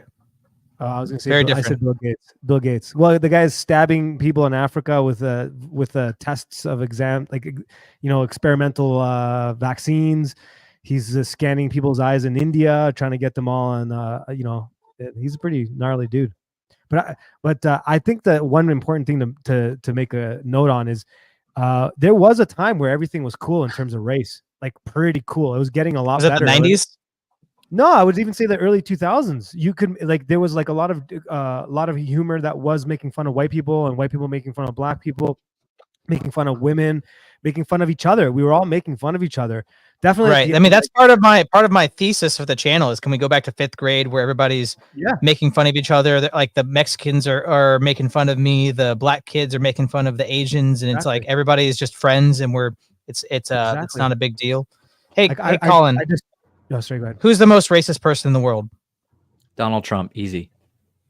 All Wow. three of us had a Very- different answer. Yeah, very Interesting. different answers. Yeah. Who's going to be cleaning your toilets, Donald Trump? In the sense that So why can't we see Vanny? That's the big mystery. I don't know. You know, That's weird. in 7th grade in middle school, it was my like social study class, something like that. There was this one kid that wasn't friends with anybody. He was like just like a weirdly small kid, kind of like the kid from Love Actually. Just like, why is this kid so tiny? But he was like alone in the corner of the room, and it was like the 4th week of school, and I was like, I'll be friends with this kid because nobody's friends with him. And he was like really good at the calculator. He'd have his calculator, he had, like the graphing calculator, and he'd like be able to make it do weird, crazy things. And he was like generally kind of interesting kid. Like, oh, this kid's got some weird, interesting stuff going on. Let me just befriend him.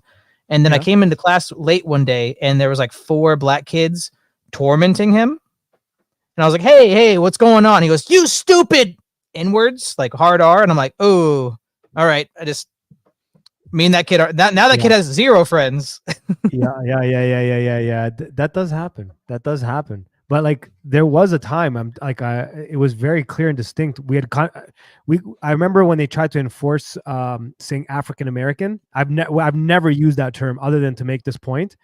I've never used the term African American, and I remember when they were trying to get everyone to use it. And I remember when it went away and no one was using it, and it was saying black people, white people. It wasn't people weird. of color. That's a new thing, man. No one ever said that in the 90s or early 2000s. Nobody. Or the 80s. Never. To me, that's more racist. That's like saying colored people. Like people of color is like, you can't say colored people because that's racist, but you can say people of color. That's stupid. it's a That's psyop stupid. against white It people. totally is a I psyop. mean, that's literally It's all a boiled play on down. words. It's all Well, a it's play like on Native words. Americans. Native Americans, from my understanding, don't care about being called Indians. Like Native they Americans, like being imposed upon them from the left. Yeah, it is. And then like it's all a gameplay. It's all wordplay. It's all malaquias, man. Just straight up malaquias. Even like when I see what people ask me questions about Mexico, I get it because of like, the media and stuff, like even my family or whatever. I'm like, dude, it's not like that here. Like, I don't know where you're getting this impression from. And then you'll turn on like the Canadian or American news and it's like this totally different story. I'm like, Mexicans are the coolest people ever. What's going on here? The whole semantic stuff. You can't say this. You have to say this new term. Yeah. Wheelchair is offensive now. That's to cause constant change and increase anxiety for control. They're trying to divide us, man. They're trying to separate us from the people that are retarded to the people that really want to say retarded. And now people hate the word retarded just because they're being told to. Yeah, with the more you play with words, the less meaning they have, the harder it is to have conversations with people and this and that. And that's the real reason. If you go back to like the early documents by the proper social engineers that created this whole entire thing through the Tavistock Institute, that was their intention. It's pretty clear. The chickens are going buck wild. Where did you get a rubber boot from? I don't know where he grabs a rubber boot. Those chickens, one is called Goldie, the other one's called Season 1 Michael Scott, because it has a really awful toupee on its head. That's awesome. I love the rubber boot out of nowhere. I actually just picked up a bunch of chicks today. We hatched 7, and then I picked up 4 more. And so yeah, we'll see if they make it. It's gonna be a while. We had 3 hatch just here, and they had a broody hen just taking care of them. And one of the hens that was broody and taking care of one chick, our rooster hates that hen. It's like the bottom of the hierarchy, and he was chasing her and just trampled the little hatchling and killed it. No, killed it. Yeah. Oh yeah, just stepped on it while he's trying to torment the hen. So far, mine are doing well. We had a broody one as well, and she sat on freaking like 30 eggs. So I was just like, all right, go for it. And they're like spilling out from under her. I'm sure most of them won't hatch, or half of them, or whatever. So we'll see. I think the last I checked, it was 11 total with the ones that we added, but we'll see. She adopted them easy, no issues, no pecking or anything like that. So, yeah, That happens. success so far. Teach me about chickens. So that happens. They'll attack like a chick that's not theirs. Sometimes it just depends. There's also meaner chickens and nicer chickens, and this one happens Yeah, to they be have a different temperaments. red sex link, which is very, very, very nice and docile and easy to pick up. But whenever they get broody, they all kind of get henpecky and turn into angry, just to protect their nest or their clutch or whatever. And we have chickens on the street here. sometimes if you have sometimes That sounds very Mexican. once, but sometimes they're like slow to warm up and they'll peck at new chicks or something like that. I haven't ever actually seen them just kill them, but animals do that all the time, so I wouldn't be surprised. You got to be careful, even if you have like one hen gets hurt and like has blood or like some kind of like wound, the other hens will go around and start pecking it to death. Really? Why? Well, not that you would know. Well, I mean, I assume it's like you're food now. I see the red part of you. I see the flesh. So just gonna go after it. I've heard pigs do that. I've never heard of chickens doing that. That's crazy. Pigs will do that too, eh? Like if they see one like wounded, they'll just go for it. It's the most Canadian I've heard you, Mano. What did I say? You said A? Oh, I said A. Yeah, I didn't realize how much we say that until I moved to the US. They're like, you're Canadian. Well, have you heard have you ever thought about how you spell Canada? C-A-N-A. Yeah. There's a lot of that. Yeah, it also depends on what part of Canada it gets super Canadian. Not where I'm from. But yeah, here we have chickens well, not so much where we are now, but we were before. There was like literally you walk down the street, there's chickens. There's like food on the street. It's pretty awesome. Mexico. There's a house nearby that has it's like a young couple that don't have kids. They're like dinks, but they have way too many animals. They don't know how to take care of them, so they'll just get out and everywhere, and they're in other there will be pigs just walking a mile down the road, and then a helpful neighbor returns them, but then they just get out again because they don't care. Yeah, that's a city slicker for sure. Mm-hmm. Was it 2 out of 10 Canadians doesn't even say about? About. Oh. Apparently, we're supposed to say a boot. I've never heard a Canadian say a boot. A boot? Really? Have you ever heard a Canadian say a boot? North Ontario. Oh yeah. Okay. Yeah. That would be our hillbillies, I guess. Yeah. Okay. Up there. A boot. Yeah. That's the Canadian y'all. Yeah, I guess so. Well, we also have our versions of the y'alls. You guys know anything about Albertans? Because they even have like Stetson hats, like Texans and all that stuff. They kind of get a little bit like that. I mean, Canadians are all the same to me. It's just like the fact that you guys even say there's this type of Canadian, that type of Canadian. That's like, I don't know. Have you that's met all a the same French to me. Canadian? When you meet a French Canadian, you'll know. I've heard they have really bad genetics. They're interesting. I'll just leave it at that. I have a few friends that are Quebecois, but they're interesting. Let's just leave it at that. Hey, Colin, when you have a car and every so often you have to change this black liquid stuff in it. Yeah, you have to change the oil. Hey, Mano, how do you say oil? I say oil as a joke. I say oil in real life. I also say oil. I do a lot of I've done a lot of ironic to true transitions, like starting out doing something funny and then it just becomes the real thing. So I remember I think I've consciously accidentally put on a more southern accent with certain words than I ordinarily would have or had before, just because I think I just do it to be funny and then it becomes the real thing. Yeah. Okay, another one. Your mom has a sister. That person is your aunt. What do you suppose? What would do aunt? Yeah. What I say aunt. I say aunt. Would you say aunt? Oh, isn't that like a British thing?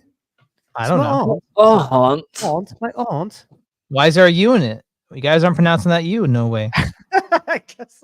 If I were pronouncing it the way it was spelled, I'd say aunt. So do you say knife then? Do you say I do Audi or not say Audi? knife. Oh, I usually don't say it any in any which way. You don't refer to Audi cars. No, call I it- don't. I choose I don't not to see them, I associate. don't care about them. I'll never have Yeah, one. that sounds like a city slicker kind of car. oh, what is it? An Audi. An Oh, an Audi. Audi? Yeah, that's definitely a. Some people Wait, are you say talking Audi. about belly buttons? People really say an Audi belly button. Yeah, an Audi. What about Oh, this guy's from Vancouver. Dustin's from Vancouver. Oh, there's a difference between someone from Vancouver and Toronto for sure. Huge. They're You more ever like been to our Bird? Californians. So I'm just commenting on Dustin's comment over here. So it's just like a West Coast thing. Yeah, they're West Coast. They're like, well, not Californians. That's an insult. They're more like, Washington, Seattle. They're more like people from Seattle. They're like only like 6 hours away from Seattle. Yeah, I've been there. I've been there once. It's you just drive through the border, and then my dad's the kind of guy who's like, he wants to go everywhere so he can say he's done it. So now he's been to every state except for Alaska. And when he came over for the first time from Tennessee, he was like, "Let's go to Vancouver, Canada." Well, what do you want to do there? Well, it's 3 hours away. I mean, what do you want to do there? We can just like walk around for an hour or two. I just want to be able to say I've been there. I want to be like, if we could even just like see it through the window, I'd be fine. That's I like this dad. I like road trips. So your dad sounds like a road trip kind of guy. I like that. That's awesome. Is there more Canadians in there? What's going on? Is everyone from Canada play My hockey? uncle. I don't play hockey. I don't skate. None of that shit. Fuck that. Oh, sorry. my I'm uncle sorry. who's not Lately I've been the, swearing a lot. I apologize, guys. Sorry. I don't know what's my going uncle on. who's With me. not the New Yorker, but grew up around here and was a very country boy. Always used to go up to Canada and go to this place called Bears Den Lodge. It's like in the super, super, super lakey parts of it where it's almost like you can't go very far before you hit water. It's just a saturated, soppy marsh area, I guess. I don't know. Nor I'm not very familiar with the geography of Canada, but I think you just go north and a little bit west from like Niagara Falls. Oh yeah, the Great Lakes area. Yeah, well, all of that is the Great Lakes. Even where I'm from. Yeah. I know what you're Yeah, talking about. and so somewhere up in there is a place that's only accessible via boat or helicopter. And Oh, he would go there and go on like fishing trips. And there's this place called Thousand Bears Den Islands. Lodge, and we have a bunch of like, whenever cameras used to be, you have to like take the film and go actually get it developed. We have a bunch of pictures like that of like the lodge, and it's exactly what you'd expect: fish mounted on the walls everywhere, and pictures of like like people with their prize record-winning fish, and like bear heads and moose heads, and it's like communal eating. Like you get your bunk room, and then you come out and breakfast is at 7, and everybody sits Whoa. at this big long table, even if you're not like part of the, like there's a bunch of different people there, but it's just a big house that only has like 10 rooms or something. So I've always wanted to go there, but it's up in Canada, and he would always talk about it. Pretty crazy stuff. That sounds like Thousand Islands, Gananoque area. Yeah, I think I know exactly what you're talking about. We used to go there for family, weird Greek family going to, like, because also like outside of the cities especially back then, if you're like an immigrant, you're like a freak. So those areas are like, they didn't like immigrants. So we would go there, a bunch of Greek families for a vacation. So I know exactly what you're talking about. And that's when it gets racist for sure. It's so weird. Who are the Canadians Greeks racist against? The Turks, right? Oh yeah. Did you grow up with yeah. a scathing Yeah. hatred of the Turks? Yeah. Yep. What Well, about I'm also from Italians? Cyprus. Are I'm you, also like, from Cyprus, so it's like it hits home. Like they're still on brothers and sisters with Italian? Are they like your sister, or is it like backyard brawl with Italians? No, Italians. Well, if you're just like a regular Greek and a regular Italian, they're just kind of like, they just joke around. You're still like friends and stuff like that. Like if you're like me, we look at them as like our cute retarded cousins. In a joking way, because the Greeks will always be like, you just ripped everything off of us, and then they'll be like, no, we just made everything better, and that's usually the argument. But there's no hatred between Greeks and Italians technically, unless you. Hey, marry Mano, them. are Irish people white? Absolutely, they're white. Sorry, I can't allow that misinformation here on this channel. I was like, What happened? Where did it go? What do you say they are? Absolutely. Wait, you don't think I think it's they're really white? funny to say, I think it's really funny to say they're not white Oh yeah, because they weren't white absolutely. until like what, like 80 years ago or something, 100 years ago. They weren't Is white. there an alternative thought? Yeah. No, yeah, they're Irish. Well, at Okay, the time, at that time, there nobody that unless you're Anglo were considered white. Yeah, unless you're like Anglican or not Anglican, unless you're an What? Anglican. Anglo- Let's really narrow the window here. Unless you're Anglican, you ain't white. Yeah. Well, yeah. It was white Anglo-Saxon Protestants. Episcopalian, you guys are like So what mulatto. were they called? Just Out. Irish? Out. Gaelic Yeah, or just- Celtic? Yeah, just scabby, red Gaelic hair. is just the language, right? Yeah, I mean, I'm Yeah. not sure it's like the people, right? Isn't it like Scottish, Oh, Irish? would you ever They're refer Celts. to Traditionally, like, they're the Celtic. Gaelic people? Is Yeah. that a genetic thing? I think you could say Gaelic. They do And say it, that- but Gaelic is Does the that language. cover all of the islands, or like Scotland and Ireland and Yeah, roughly, but they're Celts. So what's going on? here? Rashies. What's rashies? Oh, That's an for Irish people. Is the red? Yeah. Is there red? Yeah, we have lots of them in Canada. I'm mostly Irish and German. I think that's right about half and half. So like half white. Half white. Half Yeah, white. What are about you? half white. What are you, Wes? I don't. My parents never talked to me about it. I did the I keep wanting to say eHarmony, but that's not it. The ancestry where you spit in a tube, and it was Oh, like yeah. you came from France and England, and you came to America, and that was like all it said. I was like, I paid $100 for that. 30% corn dog. Corn dog. Like that's what you last ate. Mm. Is that a Yeah, super yeah, joke? yeah. Joke? Oh no, I mean when you explained it, I think that was one of those rare jokes I that didn't gets think I better when you had to. I explain thought it. That was a pretty easy. I thought it was Mm. low hanging fruit. That's So you look I at me went and you're for like, oh yeah, before this dude spits in the tube, he eats a hot dog. Or sorry, corn dog. I don't know. I don't know. I thought it was a funny little. I don't know. Corn dogs. It works. Why- It works. I got to. Well, I mean, what do you? I'm gonna hop off. Is it because it? I Okay. appreciate Oh, because the time, guys. Because the that joke didn't land. Yeah, I'm sorry, The Colin. I joke didn't mean didn't to. land. I'm feeling the pressure. I'm sweating now. So He's I sweating. appreciate, love the chat. A couple Absolutely. call outs. Who do I see pretty regularly? Well, Emmanuel. He's Yeah, he's always do you care if I do a little No, yeah, no. PSA? You should have done that at the beginning. Go ahead. Cursed World Call here from Cursed World Problems. Check out our channel. We haven't uploaded in the last couple weeks because it's been insanely busy. But go check it out if you haven't already.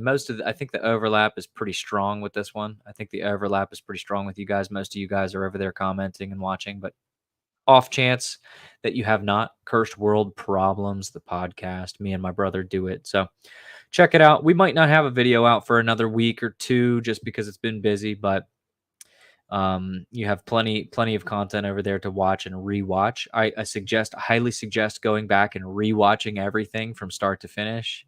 Yeah, that's all I got. So thanks for having me on, Wes, and it was nice to meet you. Mano or Mono? Mano. All right, Mano. Mano y mano. Yes, Um, mano. Probably see more of each other. So Absolutely. We'll get you on the network. I like what you guys are doing over there. So stay yeah, in touch. thanks. I hope you've taken a look and I have. get a few chortles out of it. We're literally in the business of chortles. That's all we care about is making people chortle, making ourselves important. chortle. It's So important. hopefully you're chortling hard whenever you watch our content. Always. Well, it was good to see. I meet didn't you even guys. know I could chortle until I started watching your content. You've awakened the chortle within me. Thank you. That means so much coming from you. From the bottom of my heart, Did he just dip? Yeah, yeah. In mid sentence, he dipped. Yeah. Oh, my ears itchy. That's. Oh, I could hear the replay off Manny's computer. That's creepy. What's going on, dude? How you doing? So you like Southern food, huh?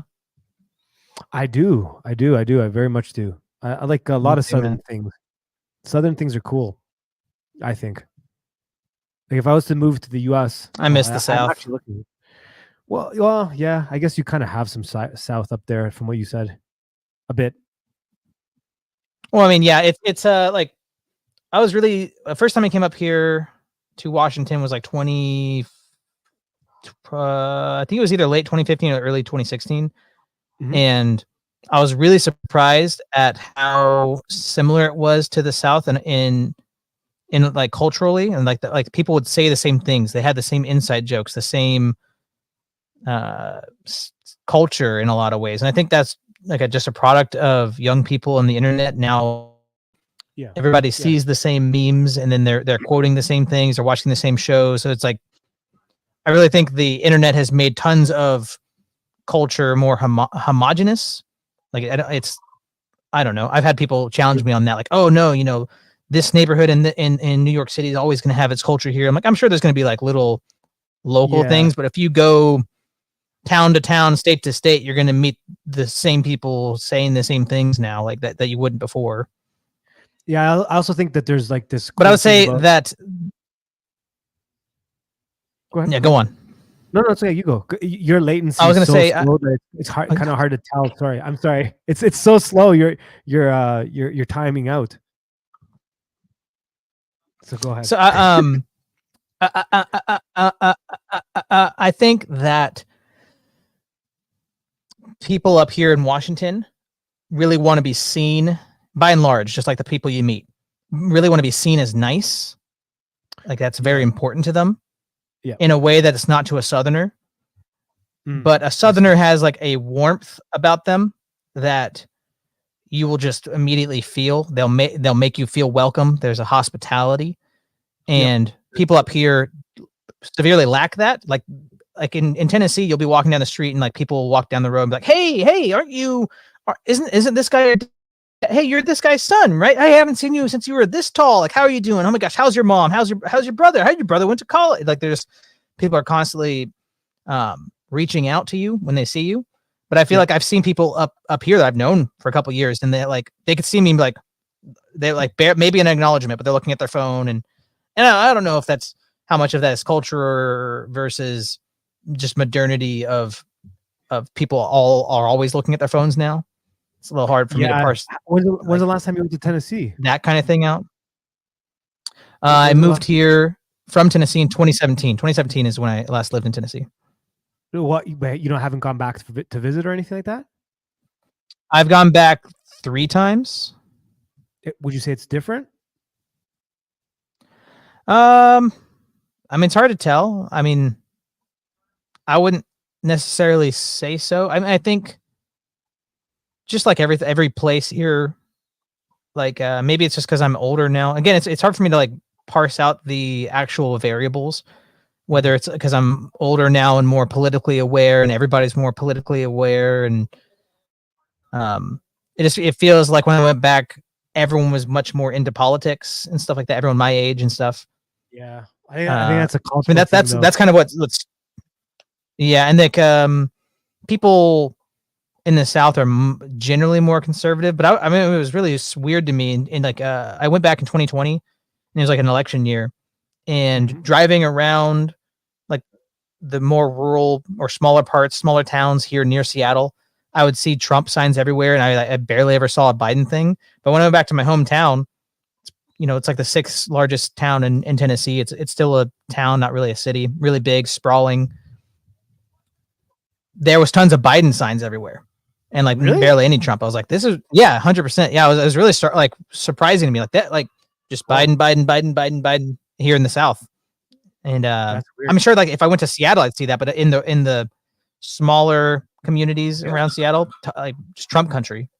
Yeah, because I know Nashville is pretty liberal and Democrat, like they're all Democrats and stuff like that. But I figured outside of Nashville, it would be like Republicans.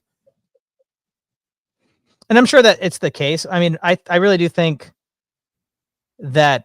I mean, I've known people here in Washington, especially since 20, that have left the state because they're looking for like a safe harbor of conservatism or a place where they can raise their kids and not have to feel like what's happening on the TV is going to affect them and their families' lives. But I really do feel like it's coming for all of us. And that every state has a fuse that's lit and is going that way. And the bomb's going to go off everywhere. Maybe just offset by a year or two or a couple years, depending on what state you're in. But every state is on the conveyor belt.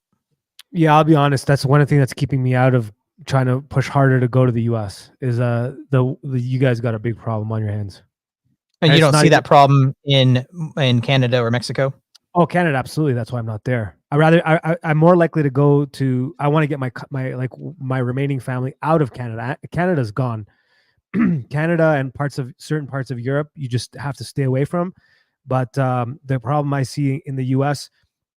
is a little bit different. It's better. I'd rather be an American than a Canadian. Let's put it that way.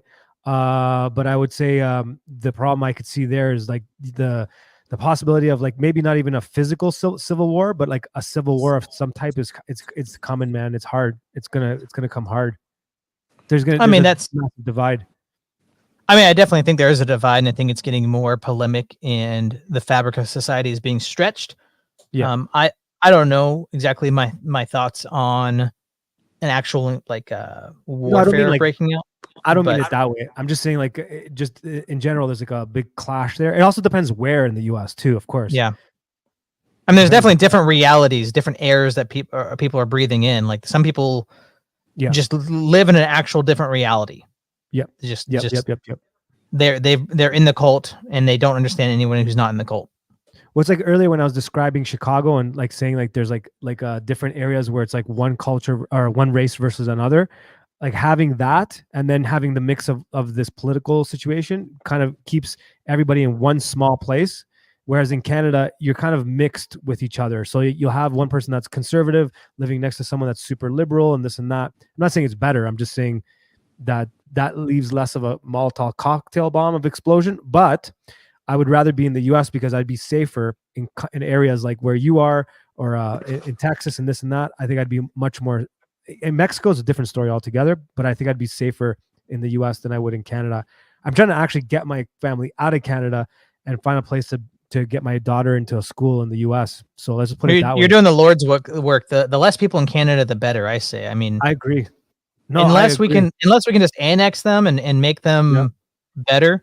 I mean, but then I say that as an American, like you always just look down on Canada. They're just the worst weird gay cousin of America. Yep. But it feels like that's where we're going anyways. Like is Canada just America, but like 15 years ahead?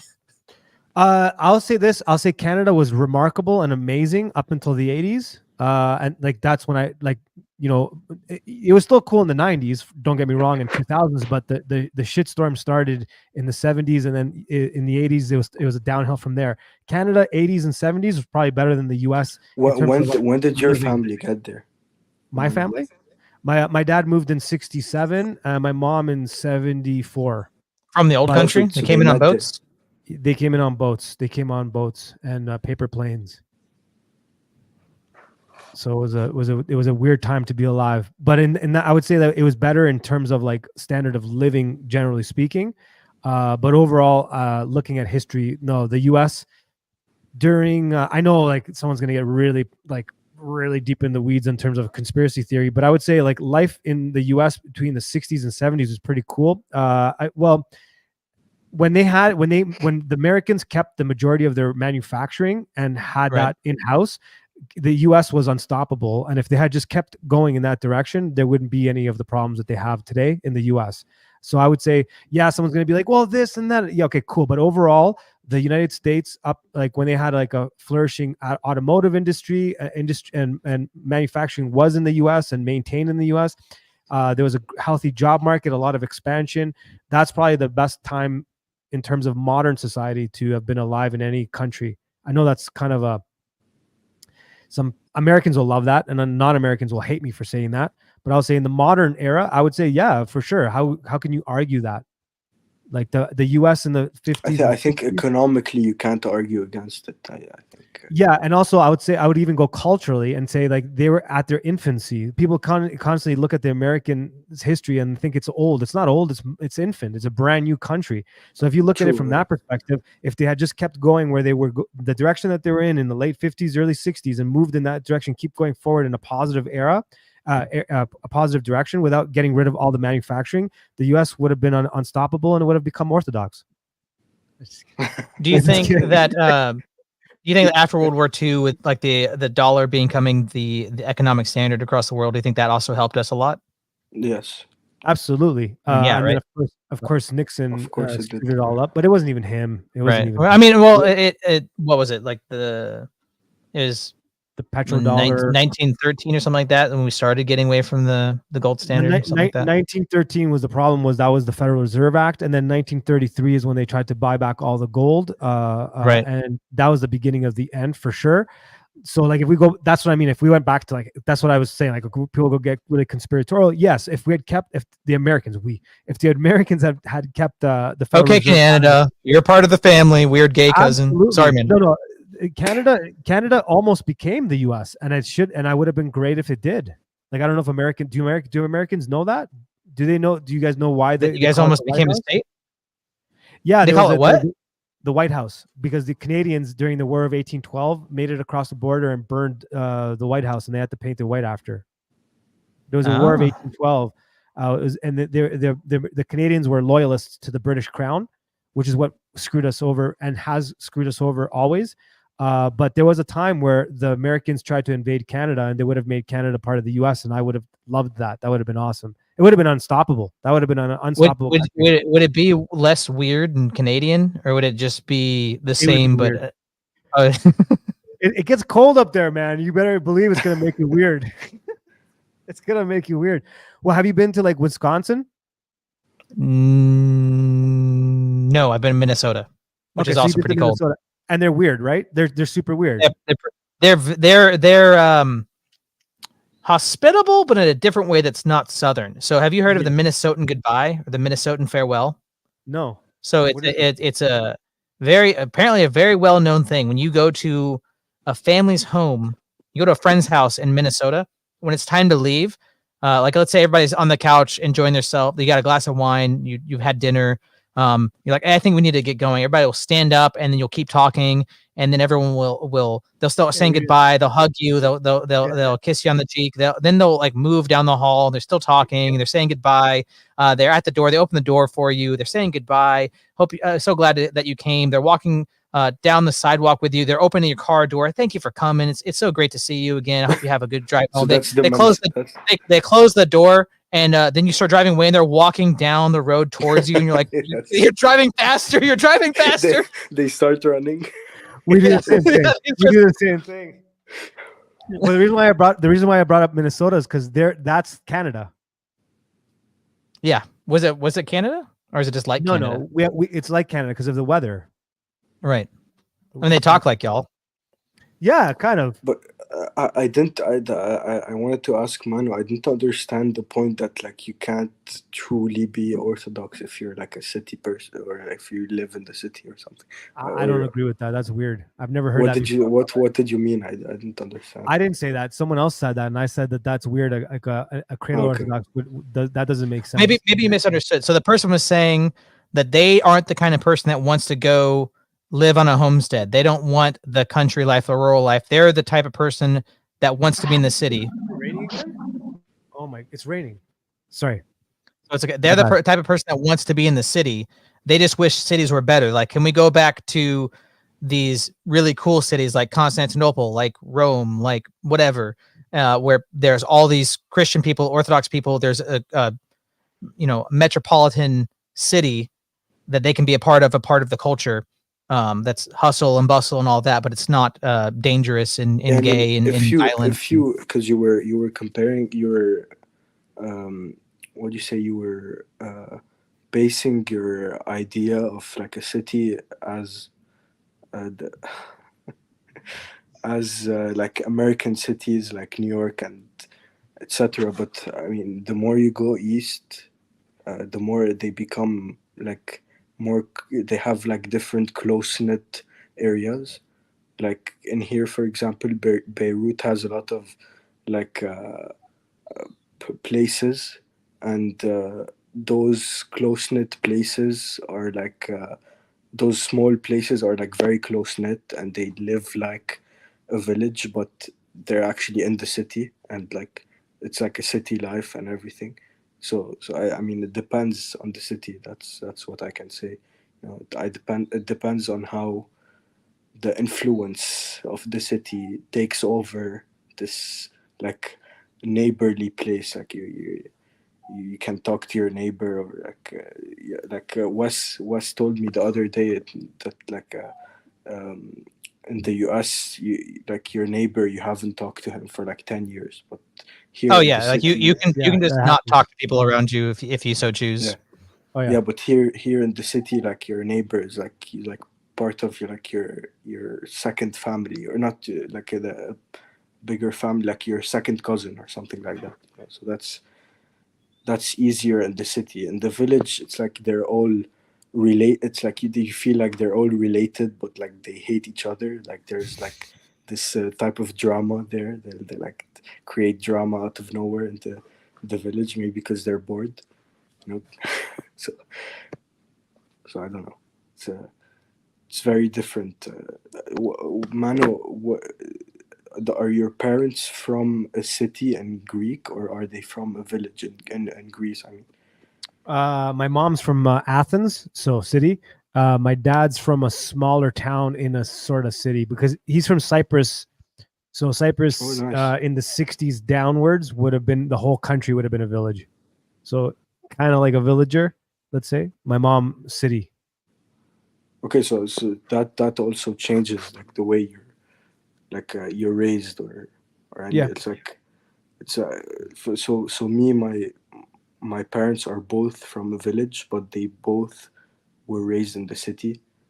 You Yeah. know, and like it's the same for me, but they like we used to go every weekend to the village, so it like kind Yeah. of changes like it like stabilizes your mentality. You're like in the city where everyone is like all this flagrant, they don't have that much of like responsibilities in their hands, but then you go in the village and they're all like farming, and they need this or that. They can't have electricity, they don't have water, they need, so it's like, you see the contrast. For sure. And definitely the city people are more like they look down on the village people much more, and the village people always want to go to the city, like Yeah. so, I mean, I like going to the city. I've always liked going to the city, doing stuff. I mean, I was always going to punk shows and metal shows, and yeah, to go to the city for that. There's very few bands touring to my small town. Local bands, but what was the city that you're closest to? Nashville. It was like 20 minutes north. Yeah, that's a cool city. so my village, the people there, like, they don't understand how nice it is to live in a village, or how good it is, like how much of a privilege it is. So they always try to like push their kids to go work in the city, or like go Yeah, live that sounds there cool. and raise their families there, but it's not like that. That's I old don't school. understand that. Yeah, it's old school. Yeah. That's the weird thing about like even being here in Mexico, because I'm from Canada, the US, whatever. We've already made a lot of the mistakes that they're starting to make now, and I'm like, dude, you really want to go down this path? They're like, what do you mean? It's great. I'm like, go look at what's going on in Canada and the US and tell me if that's great. That would never happen here. I'm like, dude, it started off exactly like this. So I see that here in Mexico, which is kind of like what you're describing. Like people in Canada and the US, if you're from a town or a city, you want to leave and go to the country. That was never the case in history. Like, the whole COVID's thing really made Right. that a thing. I mean, yeah, my neighbor is a Seattleite who thought Seattle's getting too crazy. He's a city Right. kid. Now he's out here and he's shooting guns every day. Hey, Anson, what are you doing to secure the Canadian vote? Yeah, so I'm just gonna offer free maple syrup to everybody, and yeah, that's the plan, and I guess the next step in the phase after that would be to enshrine hockey as the only international sport during the Olympics. And Would you campaign to change it to Hockey Tua as the official Hockey name? Tua. hockey. Well, that's offensive hilarious. against men because men don't have any relevant comparative talent to Hawk Tua that they can really enjoy. So I would actually support a platform of going because Now, Anson, you gotta really hum on that thing. I Anson, would you carry maple syrup around in your purse? And also, would you think that would be pandering towards the Canadian voter?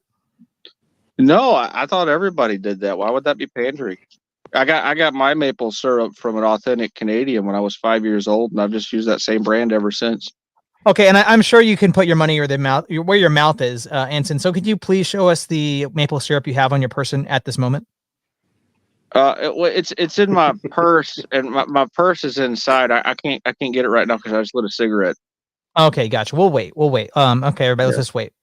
Are you Canadian? No, I'm from Alabama. You said you were in Alabama. What part of Alabama did you visit? I went to it was for work. What's the big town? Which starts with a B? Birmingham. Birmingham, yeah. I don't know why I blanked out. I do know Birmingham. Yeah, I was in Birmingham, Alabama, and I went down there for work. Yeah, I do know Birmingham, Alabama. I don't know why I blanked out.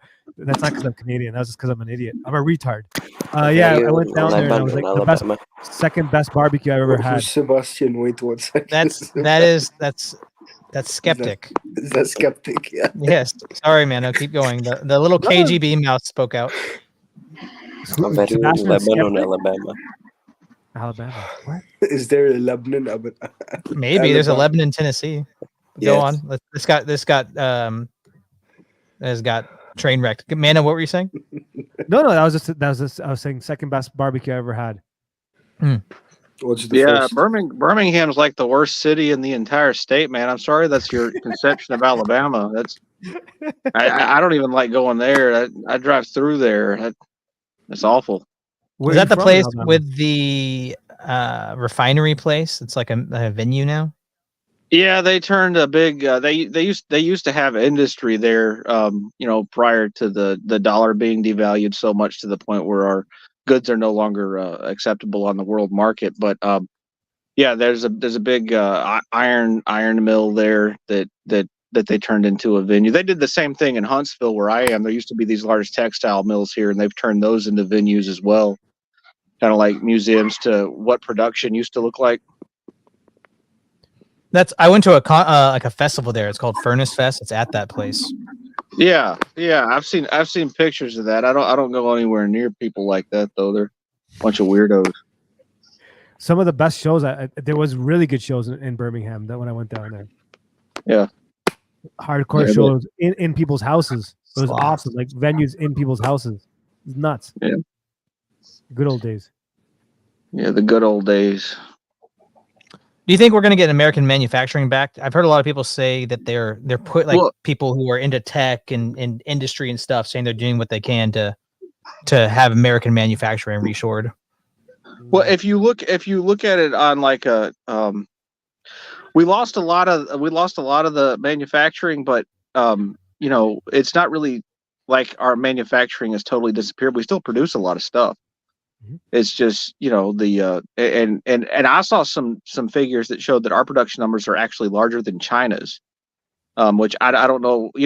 Statistics and numbers, you don't know what you can and can't believe. So I just don't believe anything anymore. But yeah, I don't really care because that's a red herring conversation that the populists use to divide people between you and other nations. So it doesn't matter to you where things are manufactured? No, why the hell would it matter where something's manufactured? I just want it for the lowest price. Do you think it would help America and America's economy if we had more manufacturing? I don't think that manufacturing is the barometer that you should use to determine whether or not your economy is doing well. In today's world, yes. Yeah, the thing that matters, the thing that would fix the American economy is if we stopped using socialist money, because we've had a socialized money system since 1913. Y'all were talking about that earlier, but price controls on money are set by the Federal Reserve System with interest rates. Interest is just the price of money, and Right. you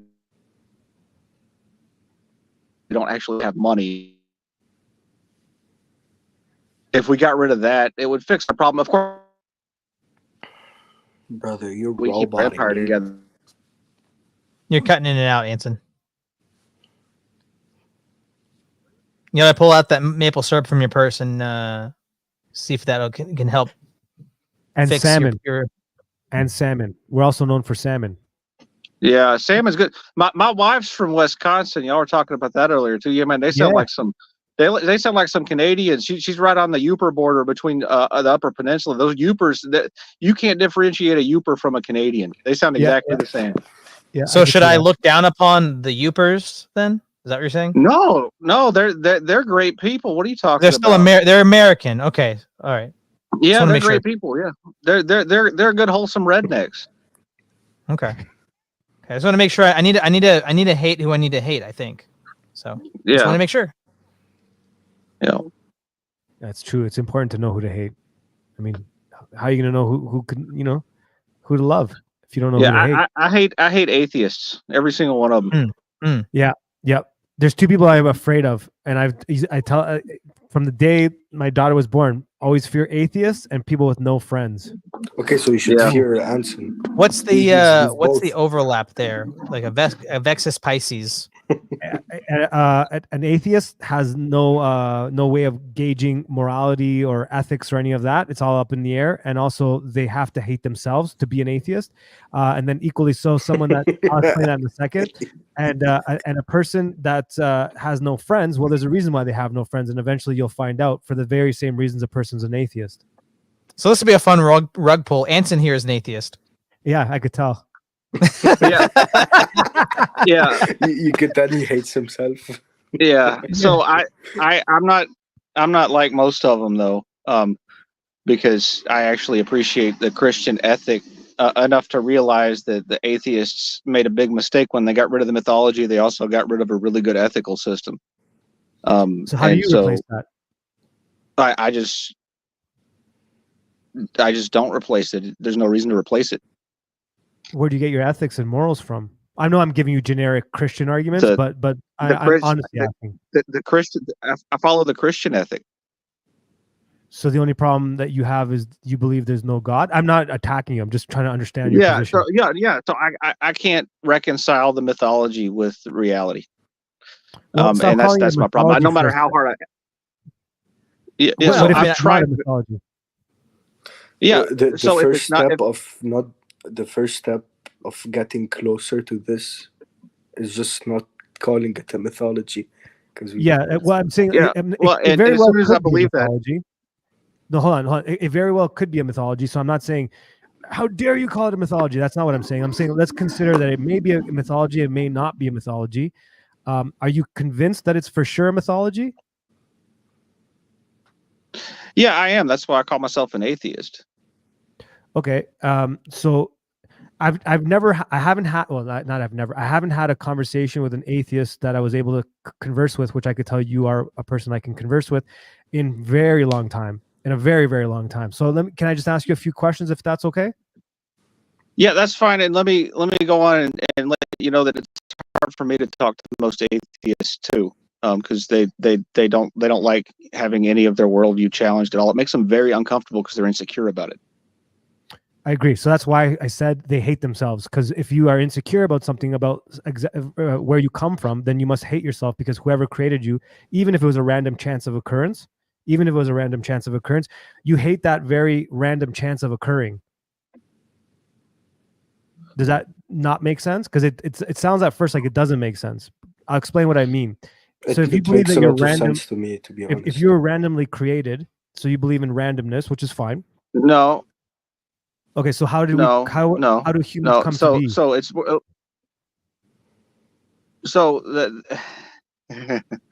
okay. So this is very complicated, and it takes me some time to get through. So just bear with me for a second. No problem. Humans evolved the same way that all other life evolved, from biological evolution. So the universe, the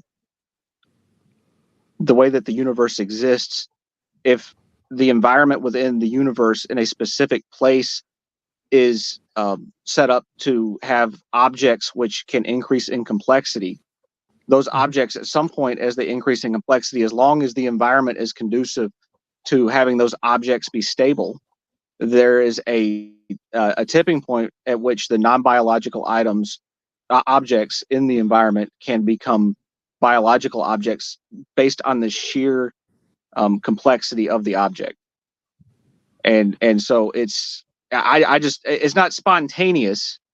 And I also believe in free will, and for humans, and because I believe that that's an evolved trait of advanced intelligence. Okay, then how do you explain the clear language of the universe? For example, we find the Fibonacci sequence everywhere. We find pi everywhere. We find all of these things. They lead to say that there's had to be a prime mover, right? So if we can clearly see that we see this pattern constantly being relevant, and the golden mean, all that stuff, we can't discount the fact that no matter where we look in the universe, or however you view the cosmos, we constantly see this repeated pattern over and over again. This has to indicate that there's got to be a prime mover. I call that prime mover God. What do you call that prime mover? So yeah, you're going to the things that exist outside of the mind, that are discovered by the mind, that aren't physical attributes of the universe, but are able to be described by humans because we have higher levels of intelligence and are able to observe them. Partially, I avoided that. I avoided doing that. I avoided the transcendental argument. I'm not using the transcendental argument. Okay, so this is different. This is different than what I usually argue with people. No, explain it to me one more time so that I fully understand it. The reason why I'm avoiding the transcendental argument is because it's played out, and I get it. I get why people use it, but I'm just saying it's not about the understanding of the numbers. If we see the numbers constantly repeating themselves, we have to assume that something organized this. There has to be a form of organization. Therefore, there's no randomness to it. So I'm just asking, who organized that original sequence? Where does that sequence come from? Right. Not the understanding of it, because the transcendental argument will go to the understanding, the fact that we can understand these words, and the fact that blah, blah, blah, blah, blah. It's been played out. I get it. I understand the argument. I'm trying to even be more simple. Like, for example, if I walk up to a brick wall. Yeah, you're using the same. Yeah. Similar, but I'm not using their argument. You're using the same argument my mom uses. Yeah. Okay. How what do you say to your mom? Yeah, well, what I say to my mom, well, just because I don't understand why there are patterns in the universe doesn't mean that I have to fill that absence of knowledge with the existence of a deity. Have you ever noticed this? He's not saying it has to be a deity. He's saying I know. I'm saying that these are holes in from his perspective. They're holes in the reasoning of why I don't see that there is a God, because there are all of these patterns, and there's not an explanation for the patterns aside from what? I mean, why does there have to be an explanation? Just because I don't have a history. He's not saying that. Okay. Hold on. I'm not saying that. I'm saying more like I know tomorrow I might wake up and the sun may not rise. There's a chance the sun may not rise, right? But the likelihood of it rising tomorrow is extremely high. I know that because every other day that I've woken up for my last 47 years, it has risen. There is a mathematical possibility that tomorrow I'll rise and there won't be a sun. But I know that there most likely is a sun because every other day there was a sun. That tells me that I can expect that. Now, if I can expect that anytime I've ever seen a brick wall created the way I see a brick wall, it was always created by a human. So my assumption is that every brick wall I see was created by a human. So therefore, I'm saying if I can see the building blocks of a universe and a cosmos around me, there must be someone that built it. It's just an assumption, so I can't guarantee it. So I agree with you; it can't be guaranteed.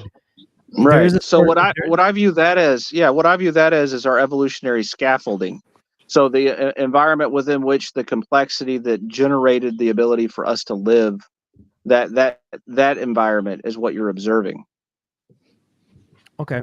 So there's no prime mover in your opinion? Well, I don't define prime mover so that I understand what you mean by that. Well, in the model that you're describing, there has to be a beginning point. and I'm not talking about necessarily Well, the Big Bang, yeah. because that was a Jesuit priest that came up with that.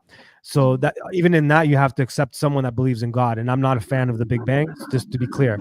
I'm just saying, and I'm not even sure how everything was put together. My opinion has changed a lot in the last couple of years, so I'm not even certain on what I believe in terms of this. That's why I'm open to the conversation, and probably why I'm approaching it in a different way than maybe you've experienced with someone that believes in God. I'm just saying the prime mover is that if I see something has been constructed, and every other time I've seen this model constructed, somebody constructed it. Right? I can assume that construction was made by a somebody. It wasn't randomly put together. So I'm seeing the building blocks of the universe, and I'm just asking who put that sequence together? Where did it come from? Oh, the watchmaker fallacy. That's what you're doing. Okay, so No. I'm not a deist.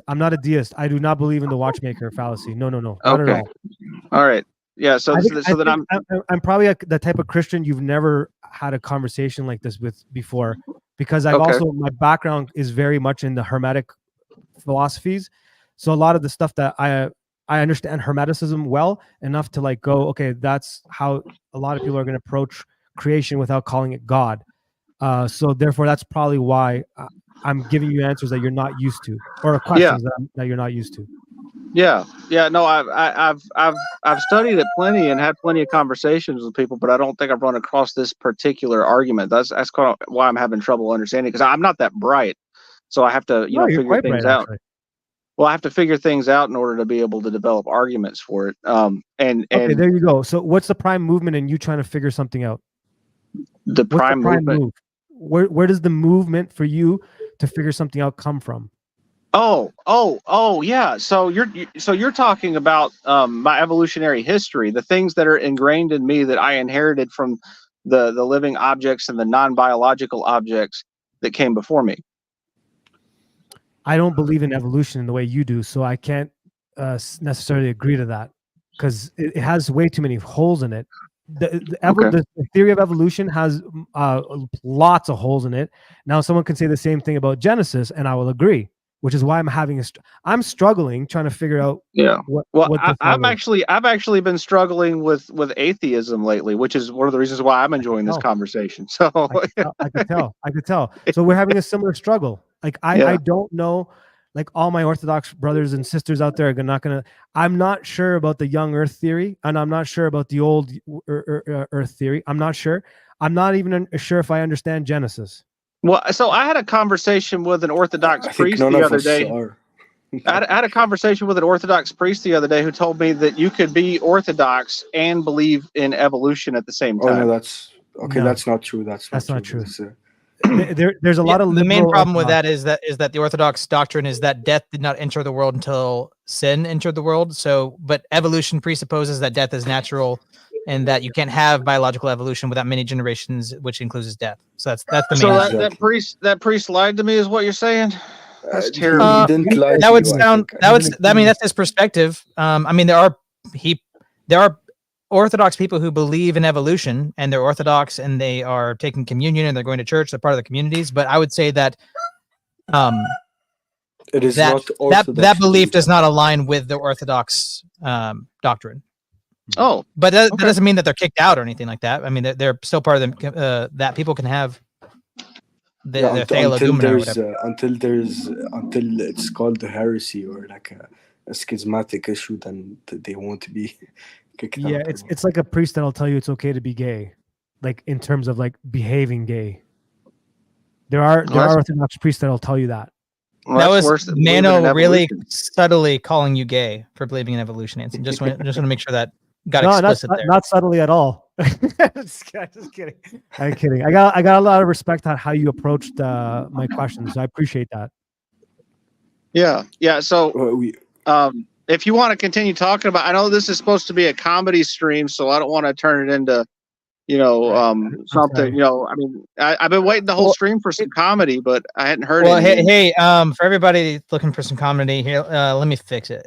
There you go, everybody.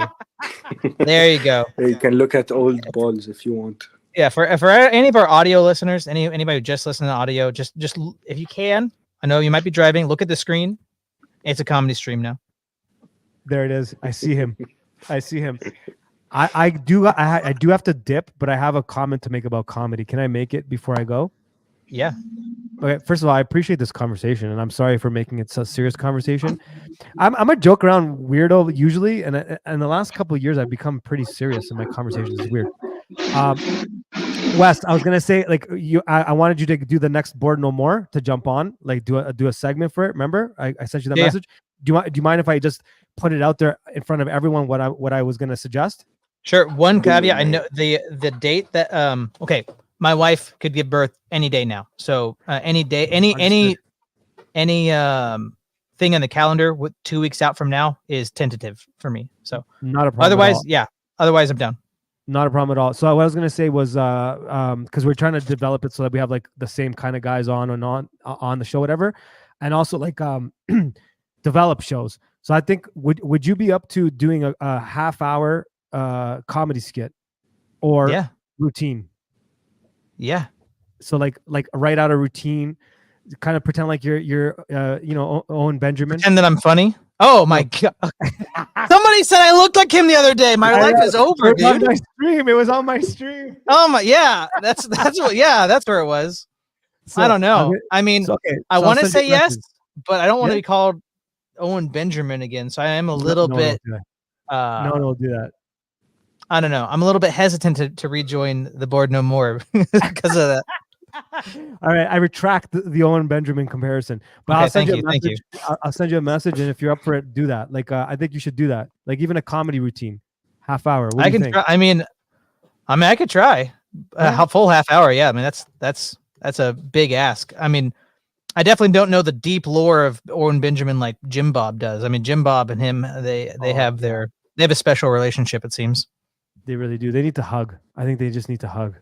But let me just be clear. You're asking me to be not funny as a bit for a half hour. Yeah, that kind of thing. I'll send you some messages. I got some ideas. Okay. All right. Is that cool? Yeah, that sounds good to me. All right, guys. All right, gentlemen. Thank you so much for the conversation. I really do appreciate it. I'll be doing more of these soon. Farewell, sir. All right, buddy. Thank you. All right. Well, I think I'm going to go ahead and close it down for the day. Thanks, you guys, for showing up. Thank you. I just have one question to answer. Are you retarded or something? Yeah, I think so. It takes practice, though. You can get there one day too, Nadim. You have to work hard and really apply yourself. I hope one day I'll be as retarded as you. It takes a lot more work to be retarded in this day and age than it used to. Like Anson said, you have to work at it day and night, and not everybody's going to make it. Yeah, it's the reality. It's a lifestyle choice, Nadim. There ain't no shame in my game. You are how you are. You can't control your urges, Nadim. You just have retardedness is retardedness. Yeah, you just if it feels right, do it, Nadim. I mean, love is love. Retardedness is retardedness. Yeah. Just reach out and touch somebody, with your intellect.